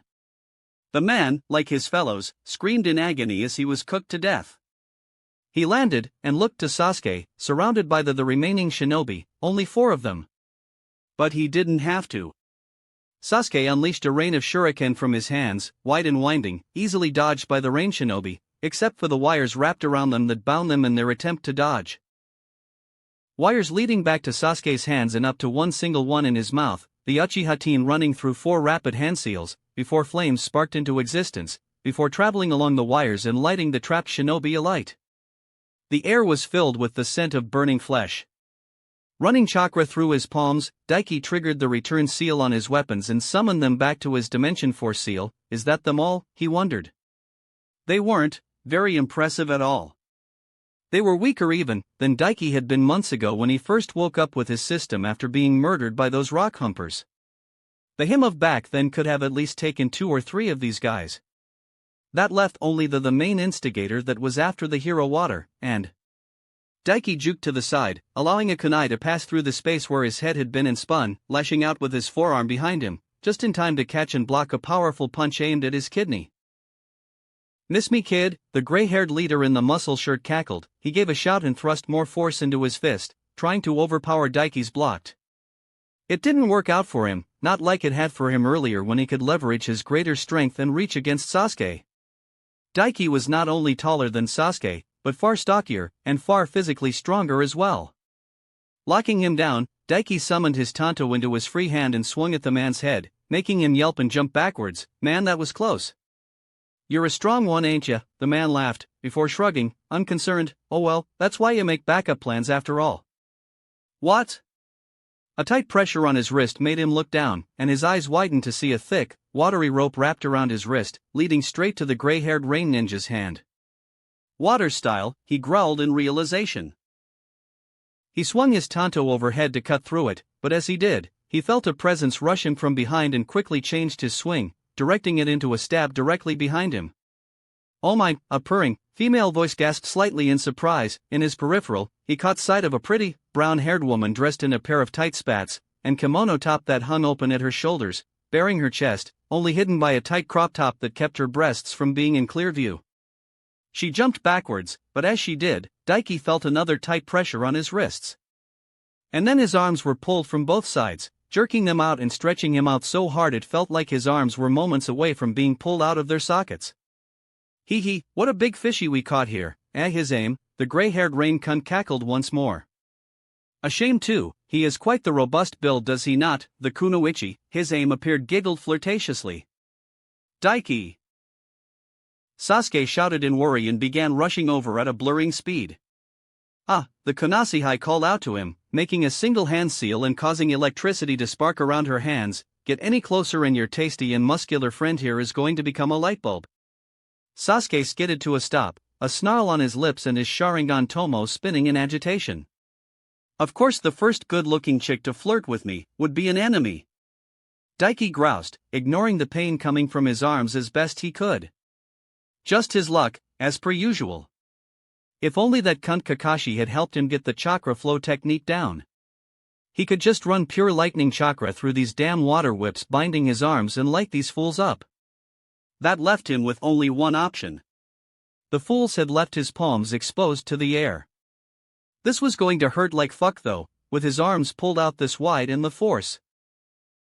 Daiki grit his teeth and braced himself, then he channeled as much chakra into his seals as they could muster. Force palm jutsu, he roared. He wanted them to know exactly what killed them.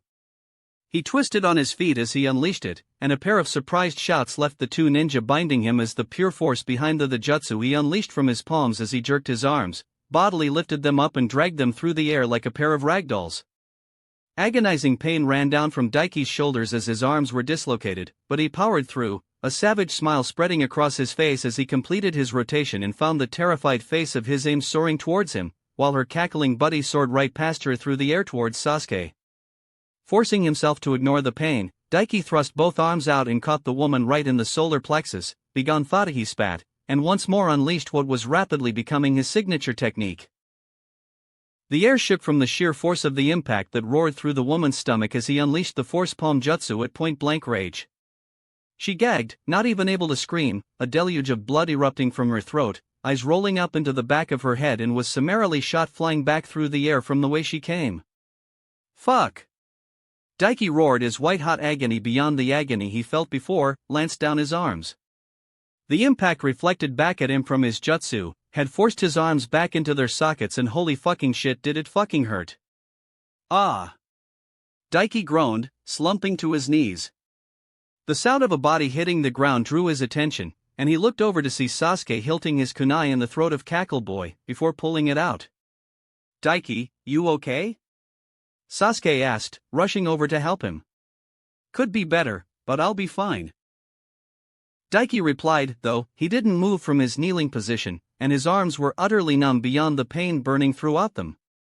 He'd be able to heal them, but it would be a pain in the ass to do it one by one, and hurt like a bitch in the process. Not to mention, he was dwindling though on chakra. He only had about a quarter left now. Right, good, you can rest for now then, Sasuke nodded. Those two seem to be the leaders, so we just need to get Naruto and Shibuki and we're done here. No, they weren't actually. The leader of this nonsense, and the strongest of them, was still around, hiding somewhere, looking to get his hands on the hero water.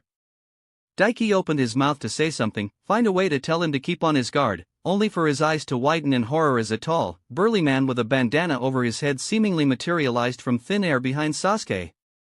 Not quite, the man stated with a predatory grin on his face. Sasuke's eyes widened, but he didn't have time to react before the man lashed out and punched him in the side. Sasuke gagged, blood erupting from his mouth, before the force of the punch sent him flying through the air, smashing into and through one of the village houses over 50 feet away, making it collapse on him. Sasuke! Daiki shouted in worry, before a snarl of rage at what happened to his maybe semi-friend, and he lunged to his feet, forcing himself to move. The man backhanded him contemptuously before he even got halfway up, smashing him back into the dirt. His cheek flared with pain and stars erupted in his vision. He could already feel a bruise forming from the blow. Before he could even think to do anything or gain his bearings, a fist grasped him by his hair and bodily lifted him up, before his face was brought down into a knee strike. Crunch went his nose as it broke from the blow. The force of it, actually pushing him back up to his feet as the man let go of his hair. Yet, even then his legs threatened to buckle beneath him. If only he could use his AR. A fist deposited itself in his chest and Daiki felt his ribs snap under the blow, and then he was soaring through the air, his vision beginning to go dark. Just before his consciousness faded away, he felt a pair of arms wrap around him and the feeling of weightlessness fade away. "I've gotcha," a voice echoed in his ears. "Who?" Darkness claimed him. Chapter 9. Consciousness came back to Daiki slowly, with a rousing pain that made him just want to go back to the darkness and not feel anything anymore. Every breath he took, no matter how shallow, sent sharp spikes of pain echoing through him. For a few moments, he just lay where he was, staring up at what appeared to be an oval-shaped, glowing green ceiling. What? Did Kakashi come save me and take care of it all or something? He wondered briefly, in a daze. Surely, he would have acted after seeing Sasuke take that hit he did? Ignoring the pain that made him want to curl up into a ball and forgot the world existed, Daiki grit his teeth and forced himself to sit up. And blinked. He was in a completely sealed-off, oval-shaped room, almost egg-like even. And he wasn't alone. There was a girl sitting over beside one of the walls, peering out from a small hole in it. A familiar girl. Petite, with tan skin, darker than his own, athletically built and short exotic mint green hair, her outfit consisted of a short sleeveless white midriff shirt with fishnet armor underneath, long white armlets, and fishnet shorts with a short white apron skirt over it, while a blue-clothed headband was tied around the bicep of her left arm, depicting the symbol Takigakure. She turned just then and looked at him, apparently feeling some form of movement behind her, and stared at him blankly, orange eyes blinking owlishly before a wide grin spread across her face. "Hey, you're finally awake." Fu cheered. "Ha! That voice." That was the one he heard before he passed out. Fu saved him? Dunno if you should be up and about actually, you took a hell of a beating from that dick Sawayan, she plowed on when he didn't respond, but hey, you were kicking major ass out there, you and your pal wiped out those rain ninja easily, and even those two annoying ones, you did them in good. Where? Daiki began to ask, before coughing, a splatter of blood leaving his broken nose and pain erupting from his ribs. Eesh, wish I knew some healing jutsu right about now, Fu winced, rubbing the back of her head sheepishly. Well, take it easy, you're safe for now, this is my cocoon jutsu, we're inside, as long as we're in here, that guy won't be able to sense us. Oh, that was good. And bad. Because that meant, Kakashi hadn't come in and mopped the main villain up like he was supposed to. Was I wrong? Did he actually just leave Naruto and Sasuke unguarded? Daiki had to resist tea. The urge to swallow heavily, lest his ribs throb in agony again. It was already taking all he had to keep his thoughts centered. Actually, now that he thought about it. Didn't Kakashi only learn about the Akatsuki, after the Chunin exams, from Jiraiya? And there was no way Kakashi could have predicted something like this happening. Like, who would? He only left them to clean up some trash before heading home. Who would expect them to get drawn into an attack on an entire shinobi village? Focus, he told himself, and looked Fu in the eyes. Cocoon, he made a show of looking thoughtful. Does that make you, the Nanabai Jinchuriki? It was blunt, and not skirting the edges at all, but he really didn't have the time to dance around this topic right now. He'd not been taking this seriously at all. He'd let the idea of Kakashi as a safety blanket make him complacent, arrogant in his assured survival. Fu froze. You know about that? The mint-haired girl swallowed heavily herself. Is that, gonna be a problem? She looked almost like a deer staring into headlights.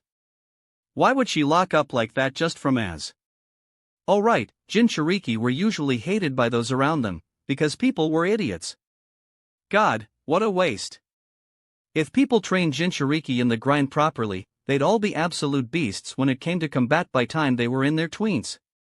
Just look at how fast he was progressing with a bootleg healing factor using the mystical palm jutsu. No, nothing like that. Daiki slowly shook his head and gave her what he hoped was a reassuring smile and not a pained grimace. Honestly, wish I was Jinchuriki right about now. That healing factor you guys have would be amazing for me at the moment. I'm all for Teen Bijou right now. Fu just stared at him for a moment, before giggling. It is pretty helpful now and then, she nodded, though, not that the Nanabai shares much with me, besides these. Suddenly, a pair of insectoid wings emerged from her lower back and flapped rapidly, lifting her up to her feet. Useful, he noted, before what she said caught on fully. Wait, does that mean you can't use a chakra cloak? Not yet, the bug refuses to let me do it, doesn't like fighting, Fu shrugged, says I should just run away and not risk getting killed. I mean, as far as pragmatic survival goes, it's probably right, Daiki sighed. But that was also bad, because, having her able to even use the initial form, not even pulling on the tailed cloaks, would be a massive help. How strong are you? How do you measure up to that guy who beat my shit in? Suen? Fu tilted her head before grinning proudly, and for a moment, hope surged in him. I don't even come close. I'd be lucky to last 15 seconds against him one-on-one if he was serious. Fuck. But then, what was he expecting? Waterfall wasn't exactly known for their powerful Jinchuriki, or well, powerful anything. Waterfall was basically treated as a joke, and only really got any recognition because it sat on the border between the land of fire and earth, and worked as a stopgap if those rock fetishists tried to invade Fire Country.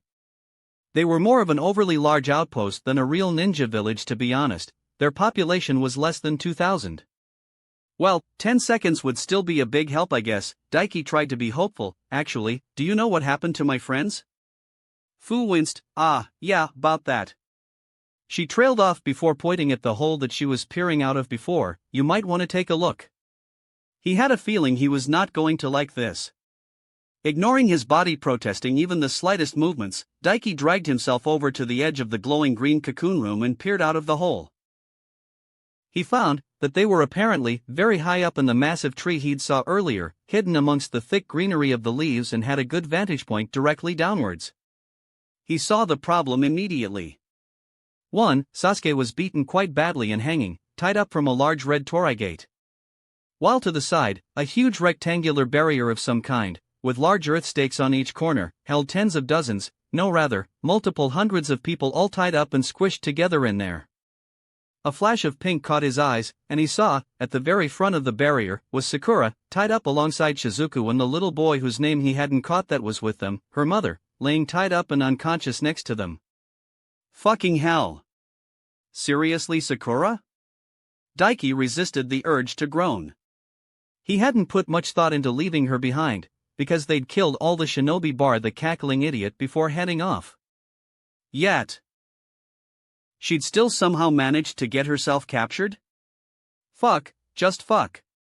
At least Naruto and Shibuki seemed to be still free out there. If he remembered right, they should be somewhere within the same vicinity as them, in amongst this tree. Though, considering the sheer size of it, that wasn't saying much. His eyes drifted to directly outside the barrier, at the front, where a familiar man sat on a rock, arms crossed, wild spiky black hair with a bandana over it. The fuckhead who beat the shit out of him. His vague memories of the movie told him that barrier thing was totally new. And somehow, he seemed far more powerful than he was in the movie, even without the hero's water. There was no way Naruto, even with the initial chakra cloak, could beat this guy. He doubted he'd even be able to with the full one-tail cloak actually. Daiki grimaced, turning away from the hole and slowly bringing his hands up. It was painstaking, both literally and figuratively in the scope of speed he could make one single hand seal. Yeah, luckily he hasn't killed your friends, Fu pointed out optimistically as green chakra blossomed out of his hands. Unluckily, he's holding them hostage to get Shibuki to come out and give him the hero water, at which point, he'll drink it, get way stronger and slaughter us all anyway. Daiki seriously wished he never agreed to come on this missions. B-rank mission my ass. He pressed his hands to his chest, and spread the healing chakra of his jutsu through into his ribs, and directed the rest through his arms. He didn't have enough in the tank to heal himself fully, especially if he still wanted to be able to fight. But, as long as he could at least move without being in pain and get some speed back in his arms, he could do something. So, healing jutsu, huh? You're pretty good. Fu praised him. I had trouble with those two with the whips earlier, but you took them out in less than a minute, so you're strong on top of being able to heal. Konoha ninja are something else. I'm just built different. Daiki couldn't resist the urge to brag a little bit to the pretty girl with him. So, while I'm healing myself a bit, have you got any plans for dealing with that guy? Not really, she gave him a sheepish smile. I've really not got anything with the firepower to bring him down. I have one that could startle him a bit though and give you an opening. Alright, he could work with that. That'll do, Daiki nodded. Keep him in place for a couple seconds and I'll hit him with my strongest jutsu. Jonin or not, he wasn't going to be shaking off a B-rank lightning jutsu without being fucked up. Gotcha. Fu grinned happily. I'll lay him up, you knock him down, you. She started strong, before trailing off as she realized she didn't know his name. Daiki. He introduced himself. Daiki, great name, she beamed, and I'm Fu, pleased to meet ya. Like all great plans, the one they came up with just a few minutes ago and were preparing to put in place didn't survive contact with the enemy. Or rather, it didn't even get to come into contact with the enemy at all. Shibuki. Sueyan's voice roared loudly, followed by a sharp, feminine squeal of pain. I'm tired of waiting, you little coward, bring out the hero water now. For every minute you don't, I'll be killing one of these pieces of trash I've caught, starting with this little bitch. Daiki cut off the flow of green chakra he was spreading through himself and looked through the hole to get a look, and his eyes widened. The feminine squeal, it had been Shizuku. Ah, that guy. Fu's face pressed against his as she leaned over his shoulder and stared through it with him, her petite, soft chest pressing into his back, yet he couldn't enjoy it at all. He's really rotten to the core. Threatening civilians, kids at that. Daiki grimaced, hands clenched into fists. If only his arms hadn't been fucked up earlier, they could have acted sooner. Now, if they put their plan in motion, Shizuku would be swept up in his jutsu and die in agony. It may have been hypocritical of him, since he planned on taking the eyes of another child, but he couldn't find it in him to be pragmatic enough to reap the life of that little girl who affectionately called him Nichan and who chose him first out of everyone else to seek comfort in when she was scared. What should we do? Fu asked, grimacing. He barely even noticed the feeling of her warm cheek rubbing against his, to be honest. His mind was rushing a mile a minute, no a second. He had three options here. 1. Let this guy kill Shizuku and others, use the time to heal himself a bit more to make sure he was in as best condition as he could be. 2. Take advantage right now with his hands full and put the plan into motion. With his hands full, he'd be even harder pressed to react at all. 3. Waste their plan and save Shizuku instead of killing him when they had the chance. Fuck it, I'm no little bitch. Daiki growled, forcing himself to his feet. He'd already died once, or twice actually. He wasn't afraid to go for round 3 with the Shinigami. It was all or nothing. Even if he went out here and now, he was going to at least make sure he saved Shizuku and make that fucker work for it. And if he was really lucky, the rage over his death would let Fu or Naruto rage mode into their chakra cloaks and they could tear him apart. Open it up, let's do it, he ordered Fu, already beginning to focus his chakra. Fu stared at him for a moment, before standing up beside him from where she remained kneeling at the hole, and smiling brightly at him. Yeah, let's do it, she agreed. She held her hand in a seal, and a split moment later, the cocoon dissolved from around them, leaving them to free fall from where it was stuck to the bottom of a huge branch. Fu whipped ahead of him with her buzzing wings, shooting down through the air and running through a series of quick hand seals, then opened her mouth and spewed forth a whirlwind of glittering powder that rained down from above. A startled shout left Sueyan's mouth as she powder danced down over his form. Fu, he roared angrily, tightening his grip around Shizuku's neck, making her eyes widen with pain as her windpipe was crushed. Growling, Daiki kicked off of the tree and exploded downwards in the fastest shunshin he'd ever used. He summoned his tanto to his hand for accuracy, and as he came down he aimed straight for the Jonin's skull to pierce it from above. He juked to the side and just avoided it, the sleeve on his arm ripping as his blade slashed into it and drew blood, and Daiki impacted the ground hard enough to make a crater beneath himself. The man countered instantly, his foot lashing out with a blindingly fast roundhouse. Daiki didn't even attempt to dodge, he took it straight on in the chest. He felt his ribs, only barely mended, snap under the blow once again, and a roar of agony left him, but he pushed on regardless. He slapped his hand not holding his tanto onto the man's ankle and unleashed the force palm jutsu. His arm bones felt like they were turning to powder. A shockwave erupted and spread through his kicking leg, and the man shouted in pain. Little shit, he spat, eyes closed over, and summarily let go of Shizuku. Daiki caught her in the hand he unleashed his jutsu with, wrapping his arm around her and jumping back, while at the same time tossing his tanto towards Sasuke.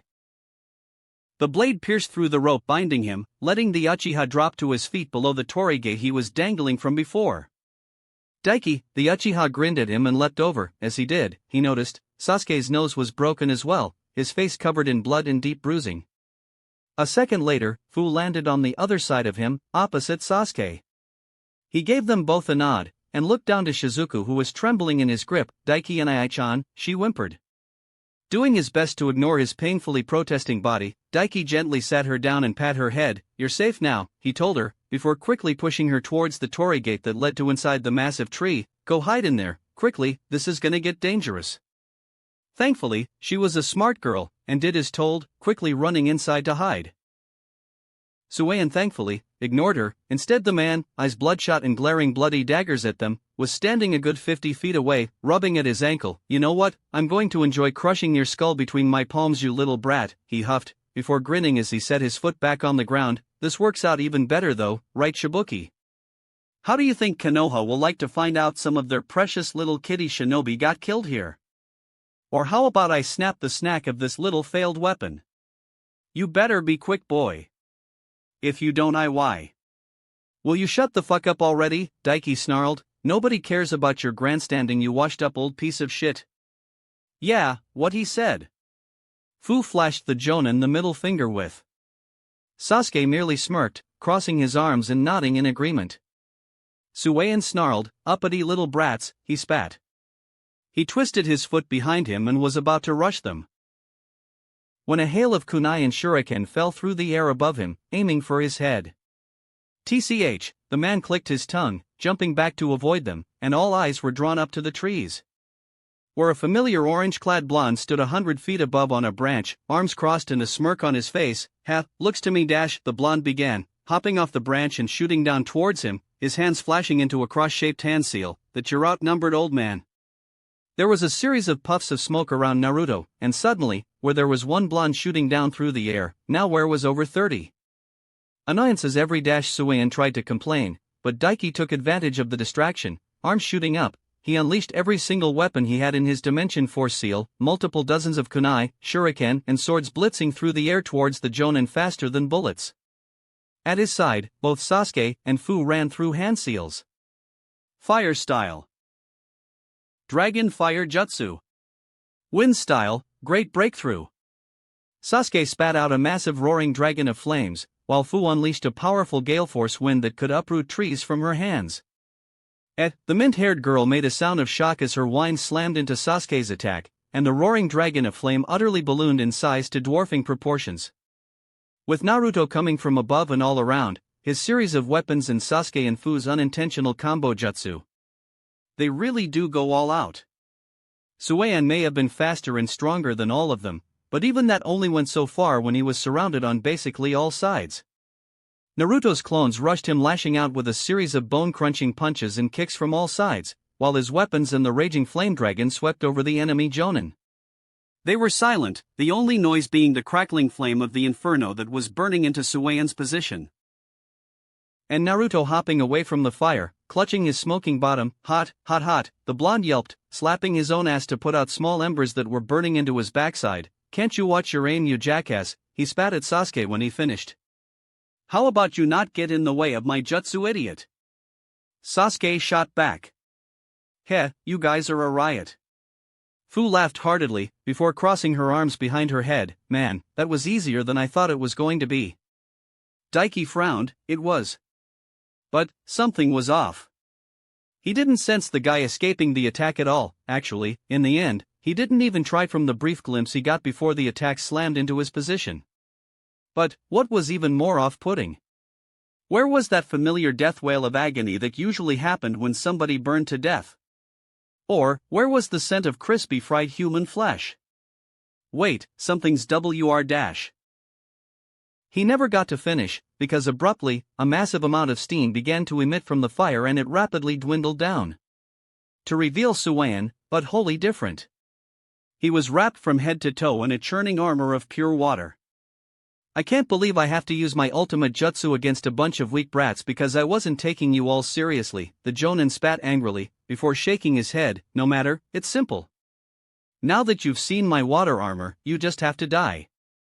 He lifted his hand as he finished, and punched out with a simple jab. From that jab, a gigantic fist of purely compressed water shot through the air towards them, not unlike a huge bijou chakra claw. It was absolutely gargantuan and, despite its size, shockingly fast. Only Fu had anywhere to run with something this size.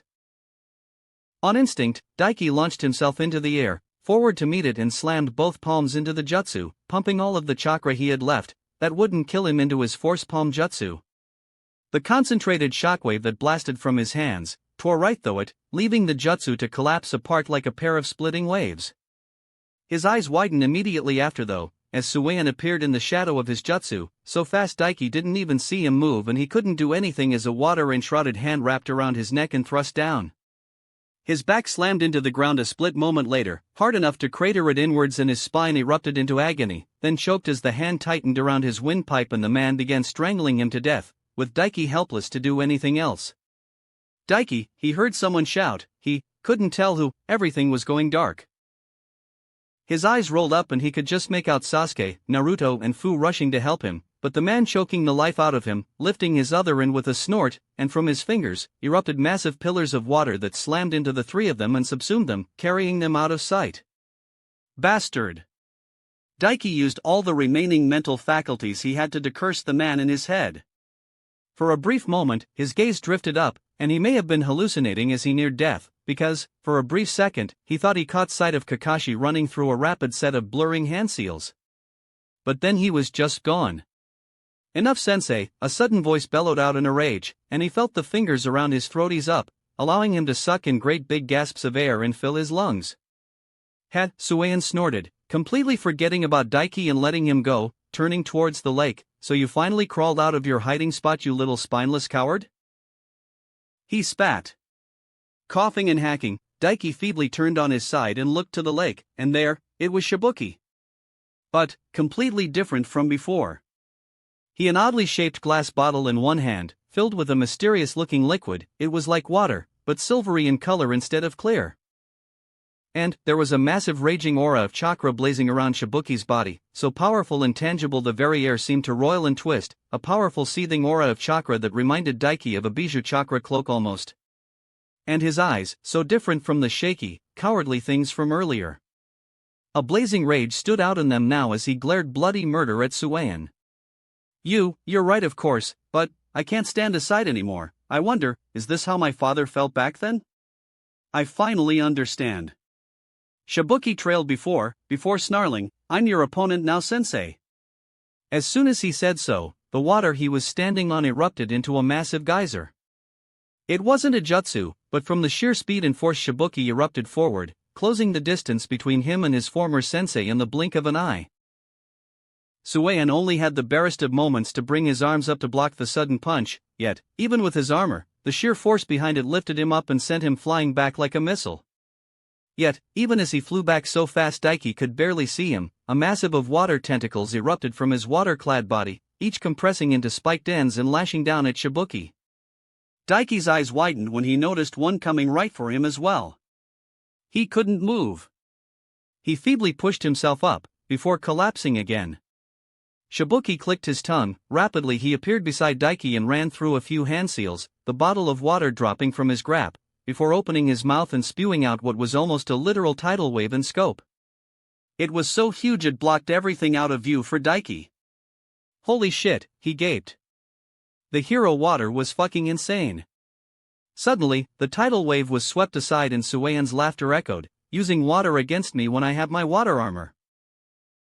You never learn, you twit, he mocked, suddenly appearing in front of Shibuki in a blur of speed Daiki couldn't keep up with at all.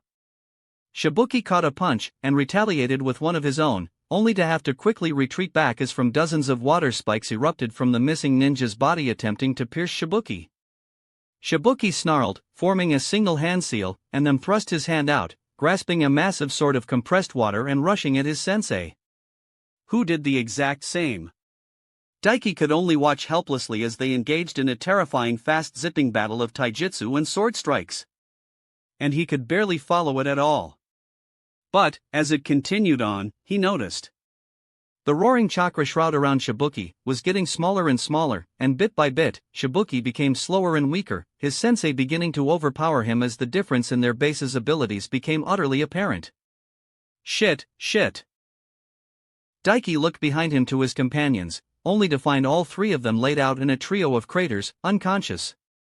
They hadn't just been crushed and subsumed by his earlier attack, they'd been drowned into unconscious while at it, probably once they were slammed back into the ground and forced to breath because of the stun that came from the impact. He can't last much longer, Daiki realized. And once Shibuki fell, it was all over. That guy would kill them all and get the hero water as he wanted. Daiki didn't even know why the fucking idiot wanted it. He should know using it would take a chunk of his life force. Even a sip from it, while it would Daiki's power massively, it would only last a minute or two at most, and it would take a good 10 years off of his lifespan. Though, 10 years instead of his life would be a good trade-off at this point. His eyes drifted to the bottle of hero water laying innocent beside him and temptation flared. Fuck it, he would die anyway at this rate. And big deal, he'd die at like 100 instead of 110 or something, if somebody didn't murder his ass first anyway. Reaching out with a shaky arm, Daiki grabbed the bottle. He was so weak though, that he had to struggle to just pop the cork off of it and open it. To the grind, he snorted to himself, before holding it up to his lips and taking a sip. He swallowed. And then, everything went still. The haze of darkness around his vision cleared up, his senses spread out massively, his eyesight sharpened, the pain that had been plaguing him faded away. And Daiki stood once more. A rushing sensation ran through his veins, and he felt his chakra click, and like a flame fed barrels and barrels of oil, it ignited, it exploded, it grew, it consumed and it fucking roared. A massive aura of chakra erupted from his tenketsu, and for this moment, Daiki felt it. Power. This was the feeling of strength. For this moment, he could feel it in his veins. He was standing before the line that, when breached, allowed one to grasp the power of a Kage. His gaze snapped over towards Shibuki as the air shook as they clashed water swords, and he noticed Shibuki being pushed to his knees now by his sensei, the flame of chakra that was once an inferno around his form, now but a glittering haze of dwindling embers. Daiki popped the cork back in the bottle and lowered it. Then he moved. The ground cracked and cratered under his feet. He could barely control his own newly enhanced strength and speed. What seemed like an instant later, he was at Sueyan's side, thrusting his palms out and unleashing his jutsu. The air boomed as if the sky roared with thunder, and twin shock waves erupted from his palms with such force that the air in front of him seemed to crack and shimmer. Sueyan roared in agony, yet over it, Daiki heard as his ribs went snap under the force that transmitted through his water armor. And a split moment later, he shot through the air like a cannonball, shooting straight over the of hundreds of feet to the other side of the lake, smashing into and through a series of houses. Oops. You? Shibuki gaped at him, just as the chakra fully dwindled from around him. You drank. He trailed off, before his eyes shut and he fell unconscious. If he didn't finish this quickly, that was what would happen to him. Daiki caught him before he fell into the water. In a blur of pure speed, he carried the older shinobi back to the island with the huge tree and sent him down. Then he rushed over the lake in a blur with Shunshin, moving so fast it was almost mind-bogglingly to Daiki. He must have been moving over 10 times as fast as he could. He landed on the other shore a split few seconds later, just as his enemy erupted from the debris of buildings. It had taken him a good nearly 10 or so seconds to recover from Daiki's surprise attack. If not for that water armor, he would have likely been killed right then and there as the force palm jutsu pulverized him from the inside out and crushed his organs. I should have snapped your damn neck the second I got my hands on you earlier. Sueyan spat, before rushing him, water erupting from his feet and propelling him forward. It was funny. Just a little bit ago, he couldn't even see this guy moving. Yet. So slow. Daiki shook his head as he easily tilted his head to the side, avoiding a punch tip with a lance of water, then hopped over a sweeping kick that unleashed a blade of water that less than a minute ago would have cut his legs off before he could see it coming, so goddamn slow. Was this what it felt like to be Kakashi against a scrub, he wondered? Shut you Sueyan began to roar in a rage, only to be immediately shut up as Daiki's palm slammed into and through the water armor around his face and grasped him by the skull with bone-crushing force. Hey, Daiki could feel the bloodlust building up within him now that the shoe was on the other foot. How about I thank you for your treatment of me earlier? And how you tried to kill Shizuku while using her as a hostage. The water armor around the man roiled and raged like ocean waves. He could see almost in slow motion as dozens upon dozens of spikes began forming intending to impale him. Daiki unleashed a force palm jutsu at point-blank rage, right into the man's face. The forming water spikes flopped apart. The water armor didn't dissipate. He was still alive. The water armor must have blunted enough of it for him to live. No matter. Daiki smirked. He lifted the man by his skull and brought his free hand up, forcing it through the water and placing it against his stomach. Then he fired off a pair of force palm jutsu. Then again. Then again. And again. Over and over in a rapid fire he unleashed his own original and created jutsu in a barrage. The water armor dissipated by the second time. He didn't care. He wanted his goddamn pound of flesh for him, forcing him to go this fucking far. When he finally stopped and dropped the corpse of the former Jonin to the ground, the face was entirely gone, and there was a gaping hole ripped straight through the stomach to the other side. In the end, the man had become nothing more than a bloody pulped piece of meat. Faye. Daiki spat on the corpse. He would have loved to beat the man around a little more, take out his frustration and rage on him. But he wasn't consumed by the desire enough to not notice the way his strength and chakra, despite peaking so massively, begun to rapidly dwindle as the seconds went by. Before he lost the boost to his chakra, and the proper feeling swept through him again, Daiki brought his hands together into a single modified seal, pure bright green chakra erupting from his hands. Daiki took the chance to mend all of his injuries, right up until his vision went dark, and his legs buckled beneath him. He never hit the ground. A hand caught him before he did. "Ma, you're a real scary kid, huh?" a familiar, annoying voice drawled. "I fucking hate you." Daiki cursed him, then he faded into unconsciousness. This time, when consciousness returned to Daiki, it was a gentle thing, like he just woke up from a really good nap. And he felt good. Awake almost instantly, as soon as he opened his eyes. He pushed himself up, and realized he was actually in a bed. A pretty nice bed actually, way better than the one in his shitty apartment. He looked around, noting he was in a rather barren-looking room, with a particular type of wooden walling and flooring. Looking exactly like the wood made to build the houses in the waterfall village. Daiki smirked, feeling a surge of pride flow through him as he remembered the state he left that prick Suein in. Giving himself a mental pat on the back, he leaned back against the comfortable pillow that he had been laying on and just basked in the feeling of victory now that he was awake to enjoy.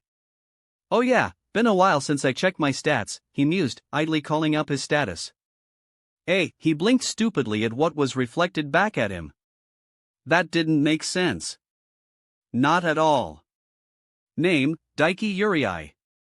Age, 13. Chakra capacity, 39,600/39,600, Shunin. Strength, 86.4/510. Endurance, 128.4/510. Durability, 86.4/510. Agility, 86.4 of 510. Taijutsu, 155/500. Ninjutsu, 174/500. Genjutsu, 10/500. Bokijutsu, 46/500. Chakra control, 182 of 500. Chakra affinities. Lightning, adept, you have stepped onto the path of roaring thunder. Fuinjutsu, adept, you are no longer a mere amateur. What the utter shit? His chakra capacity, it had more than doubled since he last saw it. Not only that, but all of his physical abilities, they had risen drastically. But beyond even that, his physical stats. The cap on them had been 500 before, but now, it was 510. That didn't seem like a big gap. But he'd noticed something before. Going by his stat numbers, he should only be roughly 4 times as strong as he was right now, as he was when he first woke up with this status system. But that was wrong.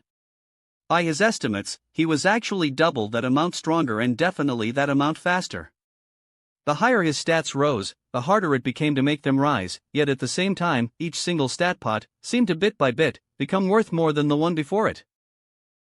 30 wasn't half as strong as 60 in these numbers, not even close. He actually couldn't tell how big the gaps were, it was really hard to measure.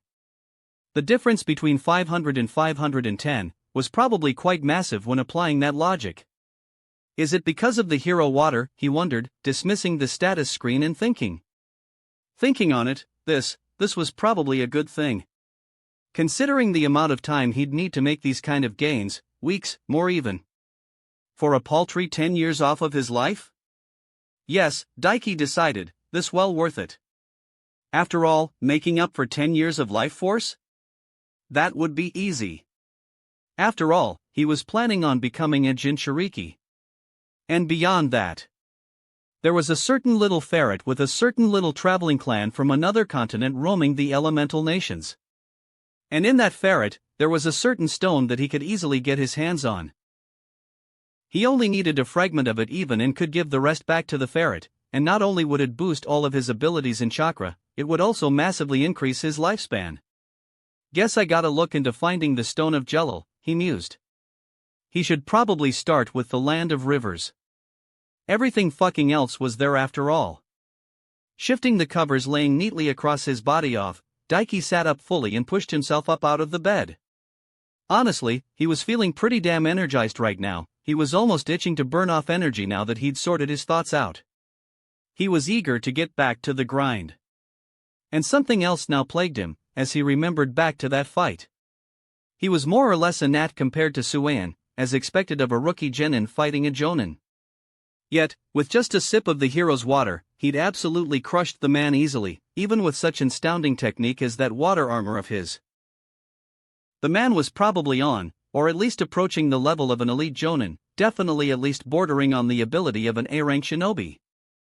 Daiki clenched his hands, a wide grin spread across as he drifted back to the feeling of complete power, the pure confidence and high he felt. It was like nothing he'd ever experienced before. He wanted it. He wanted to reach that level, become that strong, and then grind even further upwards and ascend even further beyond. He knew after all, that the level of strength he'd gained from there was but a pittance compared to the kind of strength the likes of Madara and Hashirama had. Hell, he bet it didn't even come close to comparing to the likes of the Reikage and the like. Yeah, that's it, I'll get there he lifted his hand into the air and began to make a vow to grow that strong. Only for the door to swing open and Fu to step in, and pause, blinking her orange eyes owlishly. Hey, you're awake again, Daiki.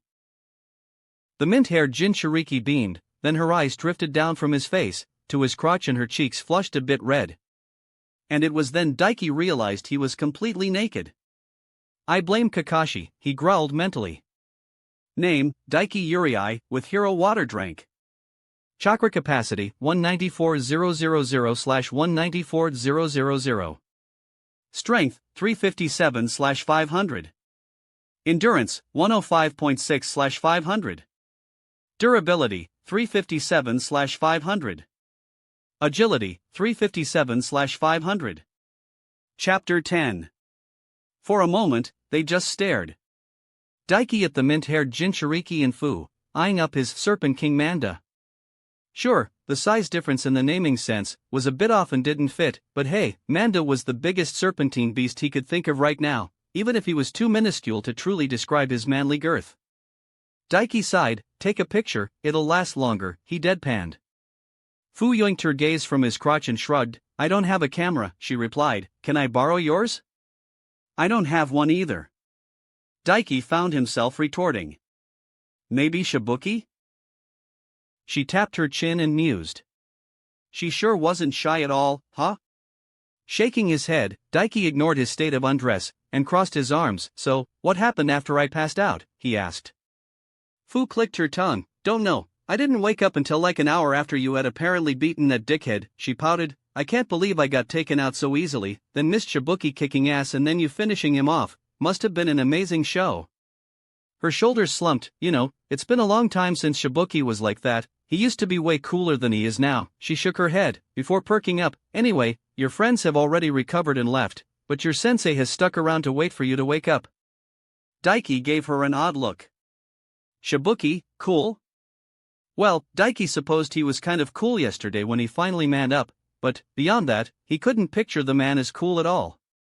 And what was that about his sensei? I don't have a sensei, Daiki pointed out. Actually, how long have I been out? Fu shrugged. Well, the scarecrow-looking gray-haired jonin guy is waiting for you at Shibuki's place, she corrected herself, and, about a day I guess? Not that long considering the beating you took and the fact you drank the hero's water. Actually, how are you feeling? She was a bit of a motormouth, wasn't she? But, Kakashi stuck around? That didn't sound like him. Daiki flexed his rippling biceps from his crossed arms and gave her a smirk. I feel good, great even, he said, how about you? In reply, Fu pumped her fist up, I'm fine, I didn't take anywhere near as big a beating as you did, and I recover quick anyway, one of the benefits of being a Jinchuriki, right?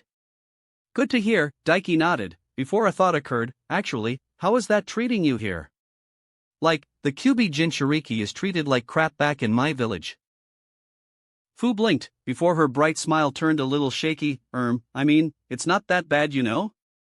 Shibuki always looked out for me growing up, before his dad died at least, and he turned out the way he did, and well, I'm not really close to anyone else, they're wary of me, but they don't exactly treat me bad or anything. She didn't even hesitate to explain to him, had he endeared himself to her that much already? Or, was it more likely she just had no filter? Wait, you know the Kyuubi Jinchuriki, she suddenly asked, eyes widening as she caught on to that fact. Yeah, and so do you, Daiki pointed out, or, probably. You know the blonde kid, Naruto? He's got the Kyuubi. Fu gaped. I talked to him a bit yesterday before he left, though he was more interested in the pink-haired girl. I had no idea. Ah, that sucks, I've never talked to another Jinchuriki before. Oh wait, shit. Wasn't it supposed to be an S-class secret or something like that? Fuck. Well, not like anybody had told him it was an S-class secret, he only knew from meta-knowledge, so not like he could be blamed for it. You should keep that to yourself, mind you, Daiki tacked on, just in case. It's supposed to be some sort of secret, despite how badly it's hidden, so if you talk about it you might get my head chopped off. Fu blinked, before grinning. Don't worry about it. I won't tell anybody, I promise. I'm just glad I got to meet another container like me. She waved him off. It's almost like being proper comrades in a way.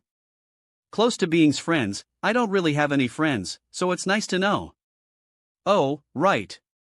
Daiki had to hold back a grimace.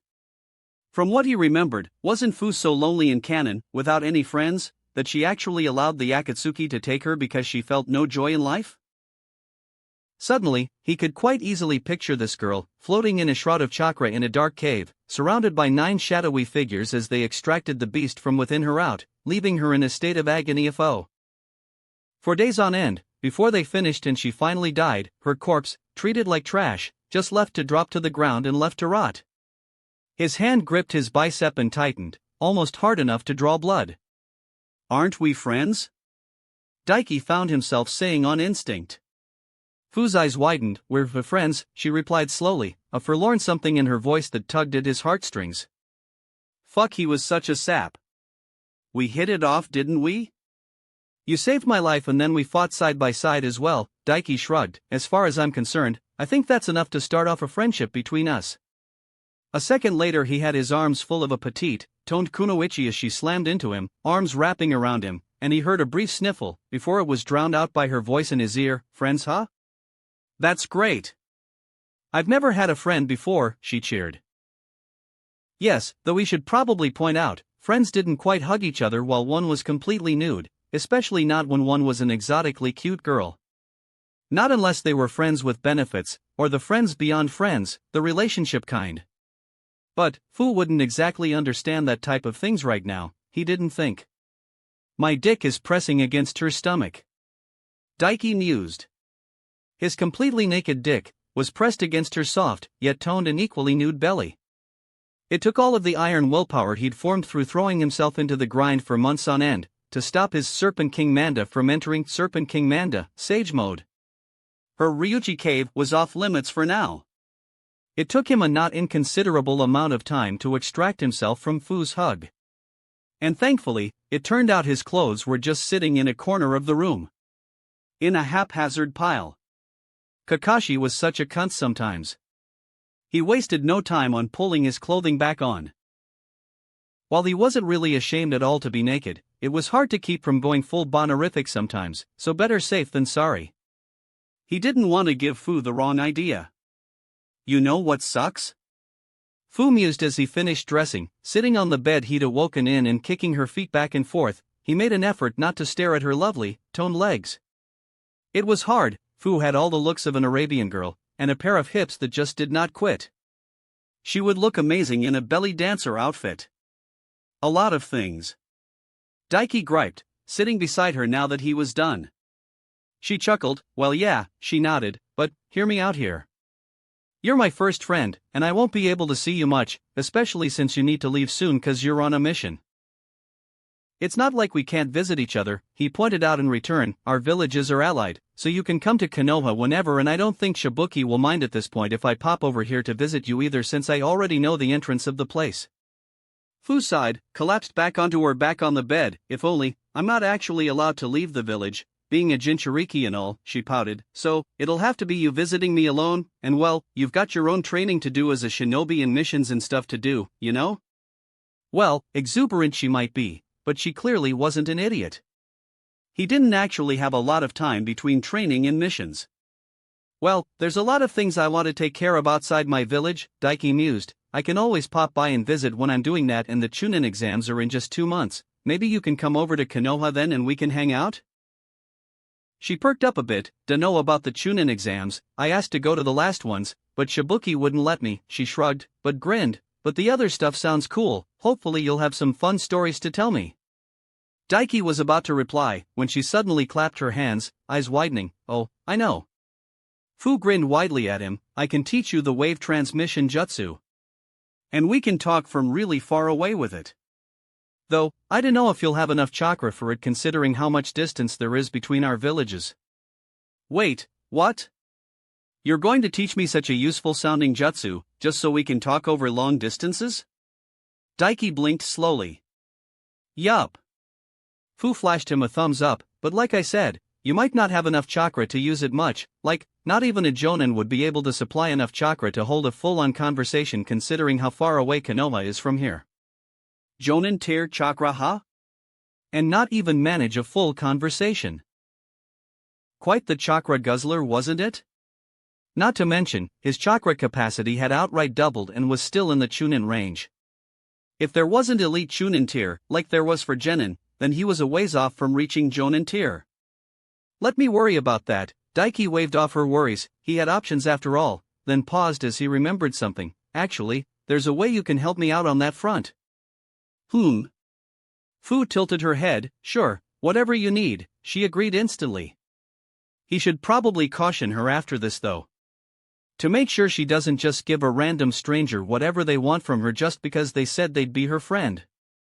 Can you show me your seal? He asked, getting straight to the point. Fu's exotic orange eyes looked at him strangely, before she shrugged, sure, I don't mind. She replied, before promptly turning around so her back was facing him, and pulling her short crop top and mesh up at the front, making it right up and expose her slender back to him. Before he could get stuck ogling the suddenly half-naked older girl, her back shimmered for a moment, chakra palpably running over her skin, and huge black blocks of ink faded into existence. Each one was at a corner of her back, and all 4 of them perfectly lined up perpendicularly leading to the middle of her back. Banishing any of the horny within himself, Daiki focused only on the grind and raised his hand, placing his palm in the middle of the seal and running his chakra through it. As he did, chains of sealing characters spread out from the 4 ink blocks, forming into a spiderweb-like pattern. A 4 symbol seal, huh? Daiki mused. This was far higher quality than he thought it was going to be. But, he could tell at just a glance, this was no master's work, so it probably didn't measure up to the 4 symbol seal Kushina had, and definitely not the 8 symbol seal made by overlaying 2 4 symbol seals over each other that Naruto had, even if he hadn't had the chance to examine them.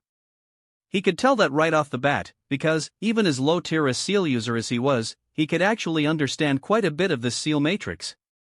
Right, gimme a minute. Daiki said, and held his hand out, summoning a blank scroll and some ink from his Dimension Force seal. Which felt particularly empty right now. My weapons got destroyed by Sasuke and Fu's jutsu, he remembered with annoyance, before dismissing the thought and focusing on copying down the seal on Fu's back. After he copied down the seal and sealed the copy in his Dimension Force seal, Fu was eager to teach him her jutsu. It was a jutsu that spread out a wave of chakra, almost like sonar waves, on a specific frequency decided on by the users and carried the inner thoughts of the user to their target. All in all, it was basically a jutsu used for talking within your head with another.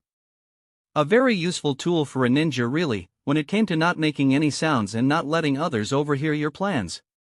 And, from the looks of it, it actually wasn't all that complicated. And according to Fu, he should be able to get it down within a few days of training. When he was done and knew what he had to do to finish learning the technique though, Daiki felt guilty. She gave him a really useful jutsu just to talk with him, and didn't mind at all when it came to showing her seal to him. She didn't know just how much her doing so contributed to his overall goals either. She had sped up his plans immensely. He couldn't leave her without giving her something in return. So he taught her a jutsu of his own in return. Oh wow, the second Fu that had been summoned through a puff of smoke, a half an hour later grinned, both her and the original eagerly looking each other over. This jutsu is so cool, the twin girls exclaimed, turning to grin at him. Best idea ever. Daiki decided then as he bore witness to his spontaneous decision. Especially since both Fus quickly latched onto his sides and hugged him tightly. They were very touchy-feely and didn't mind at all hugging him. It was hard to be jealous of how easily she learned the technique compared to him, when there were benefits like this. This is so great. Fu beamed at him. Yeah, you said this jutsu can transfer memories, right? Her clone on his other side nodded eagerly in agreement. With this, clones like me can head outside of the village and explore and have fun, then send the memories back to the original. You're the best, Daiki. He supposed they could be used that way as well. Well, happy to help out a friend. He grinned back at them both. Just then, there was a knock on the door. Before it swung up, and a familiar Cyclopes-faced Jonin entered the room. He paused, looking over the two Fus, before raising an eyebrow at Daiki. Sorry, was I interrupting something? He then wiggled said eyebrow at the teen. Oh, it's you. Daiki's good mood evaporated and his gaze turned dry. Oh, did it suddenly get colder in here? Kakashi hummed, the amusement in his eye plain as day. Anyway, sorry to interrupt your flirting with your new little friend, but now that I see you're awake, Shibuki wants to talk to you before we leave, he explained, before looking down at the book in his hand, as he always did. We weren't flirting, Fu protested, before pausing and looking at Daiki, were we? Not really, Daiki responded idly, just ignore Sakashi, he's just projecting because he's like a 30-year-old virgin. Kakashi looked up from his book boredly. Did you say something? I couldn't tell, I'm just so strong you see that sometimes the voices of the incredibly weak just don't register. Daiki resisted the urge to toss a kunai at the man. It was a close thing though. Mostly because he didn't really have any left, granted. As tempting as it was, to be a petty little shit and blow Kakashi off, Daiki knew he couldn't act so petulant in another village and make Konoha look bad. So, he reluctantly did as the man said and left the house he had been sleeping off his exhaustion from yesterday in and was directed to another, larger home, near enough a mansion in comparison to the rest of the homes throughout the village. Fu let him through, while Kakashi stayed outside, his new friend bringing him through the home to an office space, guarded by two shinobi. They both eyed Fu and Daiki for a moment, before ignoring them. Fu ignored them right back and promptly kicked open the door, slamming it into the wall with a loud bang. Hey Shibuki, the girl greeted loudly. Snorting, Daiki followed her inside. He found Shibuki sitting behind a large oak desk, the man looking up from a large scroll, a bunch more of them spread about his desk, and piles of documents. Guess even in a minor village the paperwork is killer. Daiki mused, and made a vow to never become Hokage. Shibuki sighed. Fu, how many times have I asked you not to just barge in? He asked, laying the scroll down. Dunno, never counted, she shrugged. He sighed once more, before looking at Daiki. Thanks for coming to see me before you left, he started, before promptly bowing his head to Daiki, in a rather shocking move that actually surprised the boy. I wanted to thank you personally for your help. If not for you and your friend's kindness and bravery, Waterfall would have fallen yesterday. You in particular went above and beyond, suffering many debilitating injuries from what Fu tells me and then even going on to use the hero water yourself, whether you knew or not. The fact remains, you gave up at least a decade of your life force to help us, so please accept my gratitude. It's fine, we're allies. Daiki trailed off, rather shocked and unable to formulate any other reply. Where the hell had the cocky, haughty coward from yesterday went to? Even the way he spoke, softer, yet at the same time, it carried a much heavier weight than it did yesterday. It was the voice of a man, and not a cowardly little boy. It was like he was looking at a completely different person. Thank you for your understanding. Shibuki lifted his head and smiled at him. Still, I've made sure you won't walk away from here empty-handed for your efforts. He reached into his top and procured 2 scrolls. One, a standard sealing scroll, while the other was around double the size and on the rim depicted the image of a large black fish. Shibuki placed both scrolls on his desk. This sealing scroll contains the bounty we placed on my former teacher, 1 million ryo in total, he explained, before pointing to the fish-bearing scroll. This is something that was a gift to Suan by my father, due to him being the strongest shinobi in the village beyond my father. It is one of 3 contract scrolls passed down in my family, for the fish clan. This specific scroll is linked to Reinenmaru, one of the boss summons in the personal summon of Suan. We retrieved the scroll from his body. As a gift, I want you to have it. Ha! Well, wasn't that something? Reinenmaru? Fu spoke up before he could, tapping her chin and thought, isn't that one just like your summon?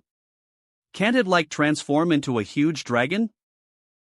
Yes, all the fish bosses are capable of using the dragon transformation technique, Shibuki nodded. Reinenmaru is tied for the strongest of the clan with my own summon, perhaps even stronger nowadays.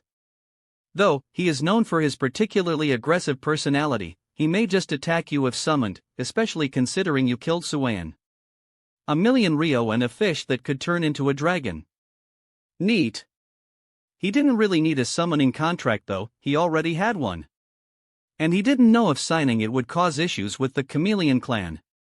You didn't happen to find the instructions for that water armor jutsu of his, did you? He'd happily take that instead. A dragon summon, technically, sounded fucking cool as shit, and if it could fly, that would be hella useful, and as a fish originally, it probably had access to water jutsu that would pair well with his lightning jutsu. But that water armor would be a safer bet. Because if it turned out the chameleons weren't cool with him signing another contract, he wasn't going to, so it would be useless to him. Better something he could for sure get use out of himself. Shibuki snorted. Heh, if only. The leader of Waterfall shook his head. It was quite the jutsu, wasn't it?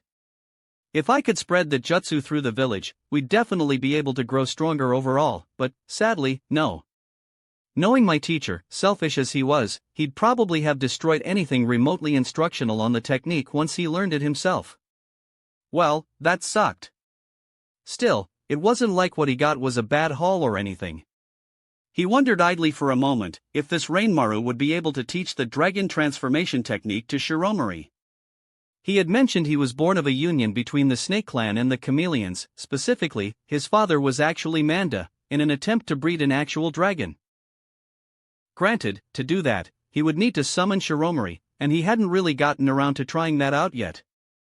He may have enough chakra to do so, but he couldn't exactly do that in another village, now could he? Daiki thought of the best option to go with here. His eyes flickered briefly to the girl by his side. That may be a better option actually. If Fu had a boss summon on her own side, she would have a lot more options if Akatsuki ever came calling. And he doubted Fu would begrudge him signing it later if things worked out with the chameleons on that front anyway. So, I can do what I want with this then? Daiki asked, picking the fish contract scroll up. It's yours to do as you please with. Shibuki confirmed. Alright then, Daiki nodded, then turned around and held the scroll out to Fu. Here, you have it, Fu? Shibuki trailed off in shock. Really? Fu's eyes widened with excitement. Yeah, I already have a summon contract of my own and I don't know if they'll accept me having another clan's contract as well, he shrugged, before smiling at her. Plus, this Reinmaru guy sounds tough, and I'd feel better knowing you have strong backup like that. Yavu Fu accepted the scroll and jumped up and down excitedly. I always wanted a summon of my own. She then slammed into his side again, wrapping him in a massive hug. Wait. Shibuki spluttered, standing up abruptly, so fast his chair tipped over and hit the ground with a clatter. Are you sure about this? Reinmaru isn't a weak summon, Daiki-san. His scales are so hard normal weaponry can't pierce him. He's faster than Suan was and has many water-style techniques. On top of that, upon assuming his dragon form, he can use fire-style techniques as well. Reinmaru really was impressive, huh? Really living up to that boss summon title. Yeah, I'm sure of it, Daiki nodded, though, I hope you don't mind me coming back for a visit now and then to see Fu. Shibuki shook his head and sighed, picking up his chair and sitting back down. Feel free, honestly, if it wasn't due to her status, I'd tell her to go with you on vacation in Konoha, keep her out of my hair for a while, he replied dryly. Sadly, it's not quite that simple. IWA barely keep to testing our borders as is, simply because it is known she is always stationed here and they fear the wrath of the Nanabai. If they heard she was staying in Konoha now, especially with how much they hate your village, they'd get paranoid and much more aggressive. Daiki growled at the mention of them. Fucking rock humpers, he spat in disgust, they never learn. Okay, so maybe he had a grudge against IWA for the way two fucking grown jonin had targeted him, a mere rookie genin, and murdered him just because he was from the Leaf. Surprisingly, Shibuki nodded in agreement. Yeah, I'll have to shake the hand of the Yandame Hokage when the day comes that I die. He half smirked at the thought. The only good IWA ninja is a dead one as far as I'm concerned. Oh yeah, didn't Shibuki's father die because he needed to use the hero water to hold off Inoki? Honestly, suddenly Shibuki seemed much more likable today. He left Shibuki's office not long later, sans Fu. It seemed he wanted to take the time to explain to her that the summoning technique, especially one linked to Rainmaru, was not a toy and she had to be careful with it. Fu had already half-tuned him out as soon as he started, instead focusing on hugging the ever-loving daylights out of Daiki and telling him to come back and visit soon and winking at him while wishing him luck on increasing his chakra capacity. Shibuki had sputtered and went bright red at her words. He thought it was innuendo apparently, and didn't coin on to the real meaning behind her words at all. So, ready to go, he found Kakashi leaning on the wall of the mansion beside the door. Are you a clone or the real one? Daiki asked instead. Not a clone, Kakashi shrugged. I left a few clones to keep an eye on you while I escorted my team back, then rushed back once they were back in the village. Daiki shrugged and walked on, the older shinobi pushing off the mansion and quickly catching up and walking beside him in a few strides. I've got another question, he asked. I may have the answer. Kakashi didn't even look up from his book. If you were around, the teen began, narrowing his eyes at the man by his side. Why did you let that guy kick the shit out of us? You could have taken care of him at any point, couldn't you? Actions have consequences, Kakashi shrugged, actually looking up from his book to stare at Daiki seriously. You and those three other idiot chibis jumped right into a mission you were never given. You aren't samurai, it isn't your job to defend the innocent, you're a shinobi. The man stopped walking, forcing Daiki to do the same. You were never in any real danger. The second he went for a full-on killing blow, I would have ripped his head off before he even knew what happened, Kakashi continued, directing his full attention to Daiki, and the boy felt something akin to a pressure force down upon his shoulders, rooting him to the spot. But what if I wasn't here? Being a Jonin sensei isn't about holding your hands, you should be trusted to make your way back to the village. If I wasn't here, and you didn't have that water as a crutch, all of you would have died for your pure ignorance of the situation and utter arrogance in your own ability. Daiki found he couldn't utter a word to refute the Sharingan wielder. This is why I told the Hokage I didn't want to bring my team with me, Kakashi sighed, running a hand through his hair and looking away from Daiki. I knew exactly that Naruto and Sasuke couldn't be trusted to act as they should have. I wasn't sure about you and I knew Sakura would tag along with whatever Sasuke decided, he outright grumbled. Daiki found himself releasing a huge breath he hadn't known he'd been holding when the man looked away. TCH. It grated him that every single word the man said struck true. They had been arrogant. He'd been especially arrogant because of his own knowledge. He thought after fighting those first rain scrubs that they could handle it, even knowing there was a Jonin-class enemy running the show. Clearly, he needed to grind more than just his muscle and chakra power. Well, whatever, Kakashi shrugged his shoulders, treat this as a learning experience. I will. Daiki promised. He clearly didn't have the strength yet to act as he pleased. They resumed walking, and not long later arrived at the shore of the lake, where to Daiki's slight surprise, a familiar figure was waiting. A small, cute little girl, who positively lit up when she saw them. Daiki and I. Shizuka shouted and quickly rushed over to him. Slamming into his stomach and wrapping her thin arms around his waist. You're okay, I'm so glad. Daiki was touched by her worry for him. I'm fine, he pat her on the head and assured her. Besides, I told you, didn't I? That I'd kick all those guys' asses. Shizuka nodded against his stomach. You were super cool. Damn right he was. He kneeled down after a moment when she pulled back and smiled at her. It's time for me to head back home, but I'll come back and visit sometime, he promised her, so until then, you be a good girl and look after your mom, okay? I will. She nodded, then surprised him by leaning forward and kissing him on the cheek. I love you Daiki nii, she declared, as she bid him goodbye. She ran off a moment later, waving him goodbye as she went, to which he returned as he stood up, right up until she disappeared behind a few houses. My, aren't you quite the ladies' man? Kakashi giggled. I wonder how the cute little Hyuga heiress will feel about you attracting Fu and little Shizuku. Daiki rolled his eyes. Stuff it up your ass, he retorted. Not my kink kid, Kakashi shrugged. Oh, by the way, here, suddenly, there was a scroll in his hand and he tossed it at him. Daiki caught it and raised his eyebrow at the man. And this is, he asked. It was a sealing scroll, he could tell that much, but not what was in it. Mission pay, for a B rank, divided 4 ways between you Sasuke, Naruto and Sakura, he explained. Oh, and the body for that Rain Kunoichi you killed and a little extra I found on her body that I'm sure you'll like. It better not be her underwear. Daiki deadpanned. Kakashi scoffed, as if a kid like you could appreciate the underwear of a mature, sexy lady. I don't want to hear that from an obvious virgin who turned to smut cause he can't pull a girl. Daiki shot back. And that was how the return trip went back to Konoha. Quite the spiral of events I see. The Sandaime mused, leaning back in his chair. I'm beginning to think my team are cursed to be honest, Kakashi shrugged. Our missions tend to spiral like this a lot, don't they? It's only been twice. Sarutobi deadpanned at the younger man.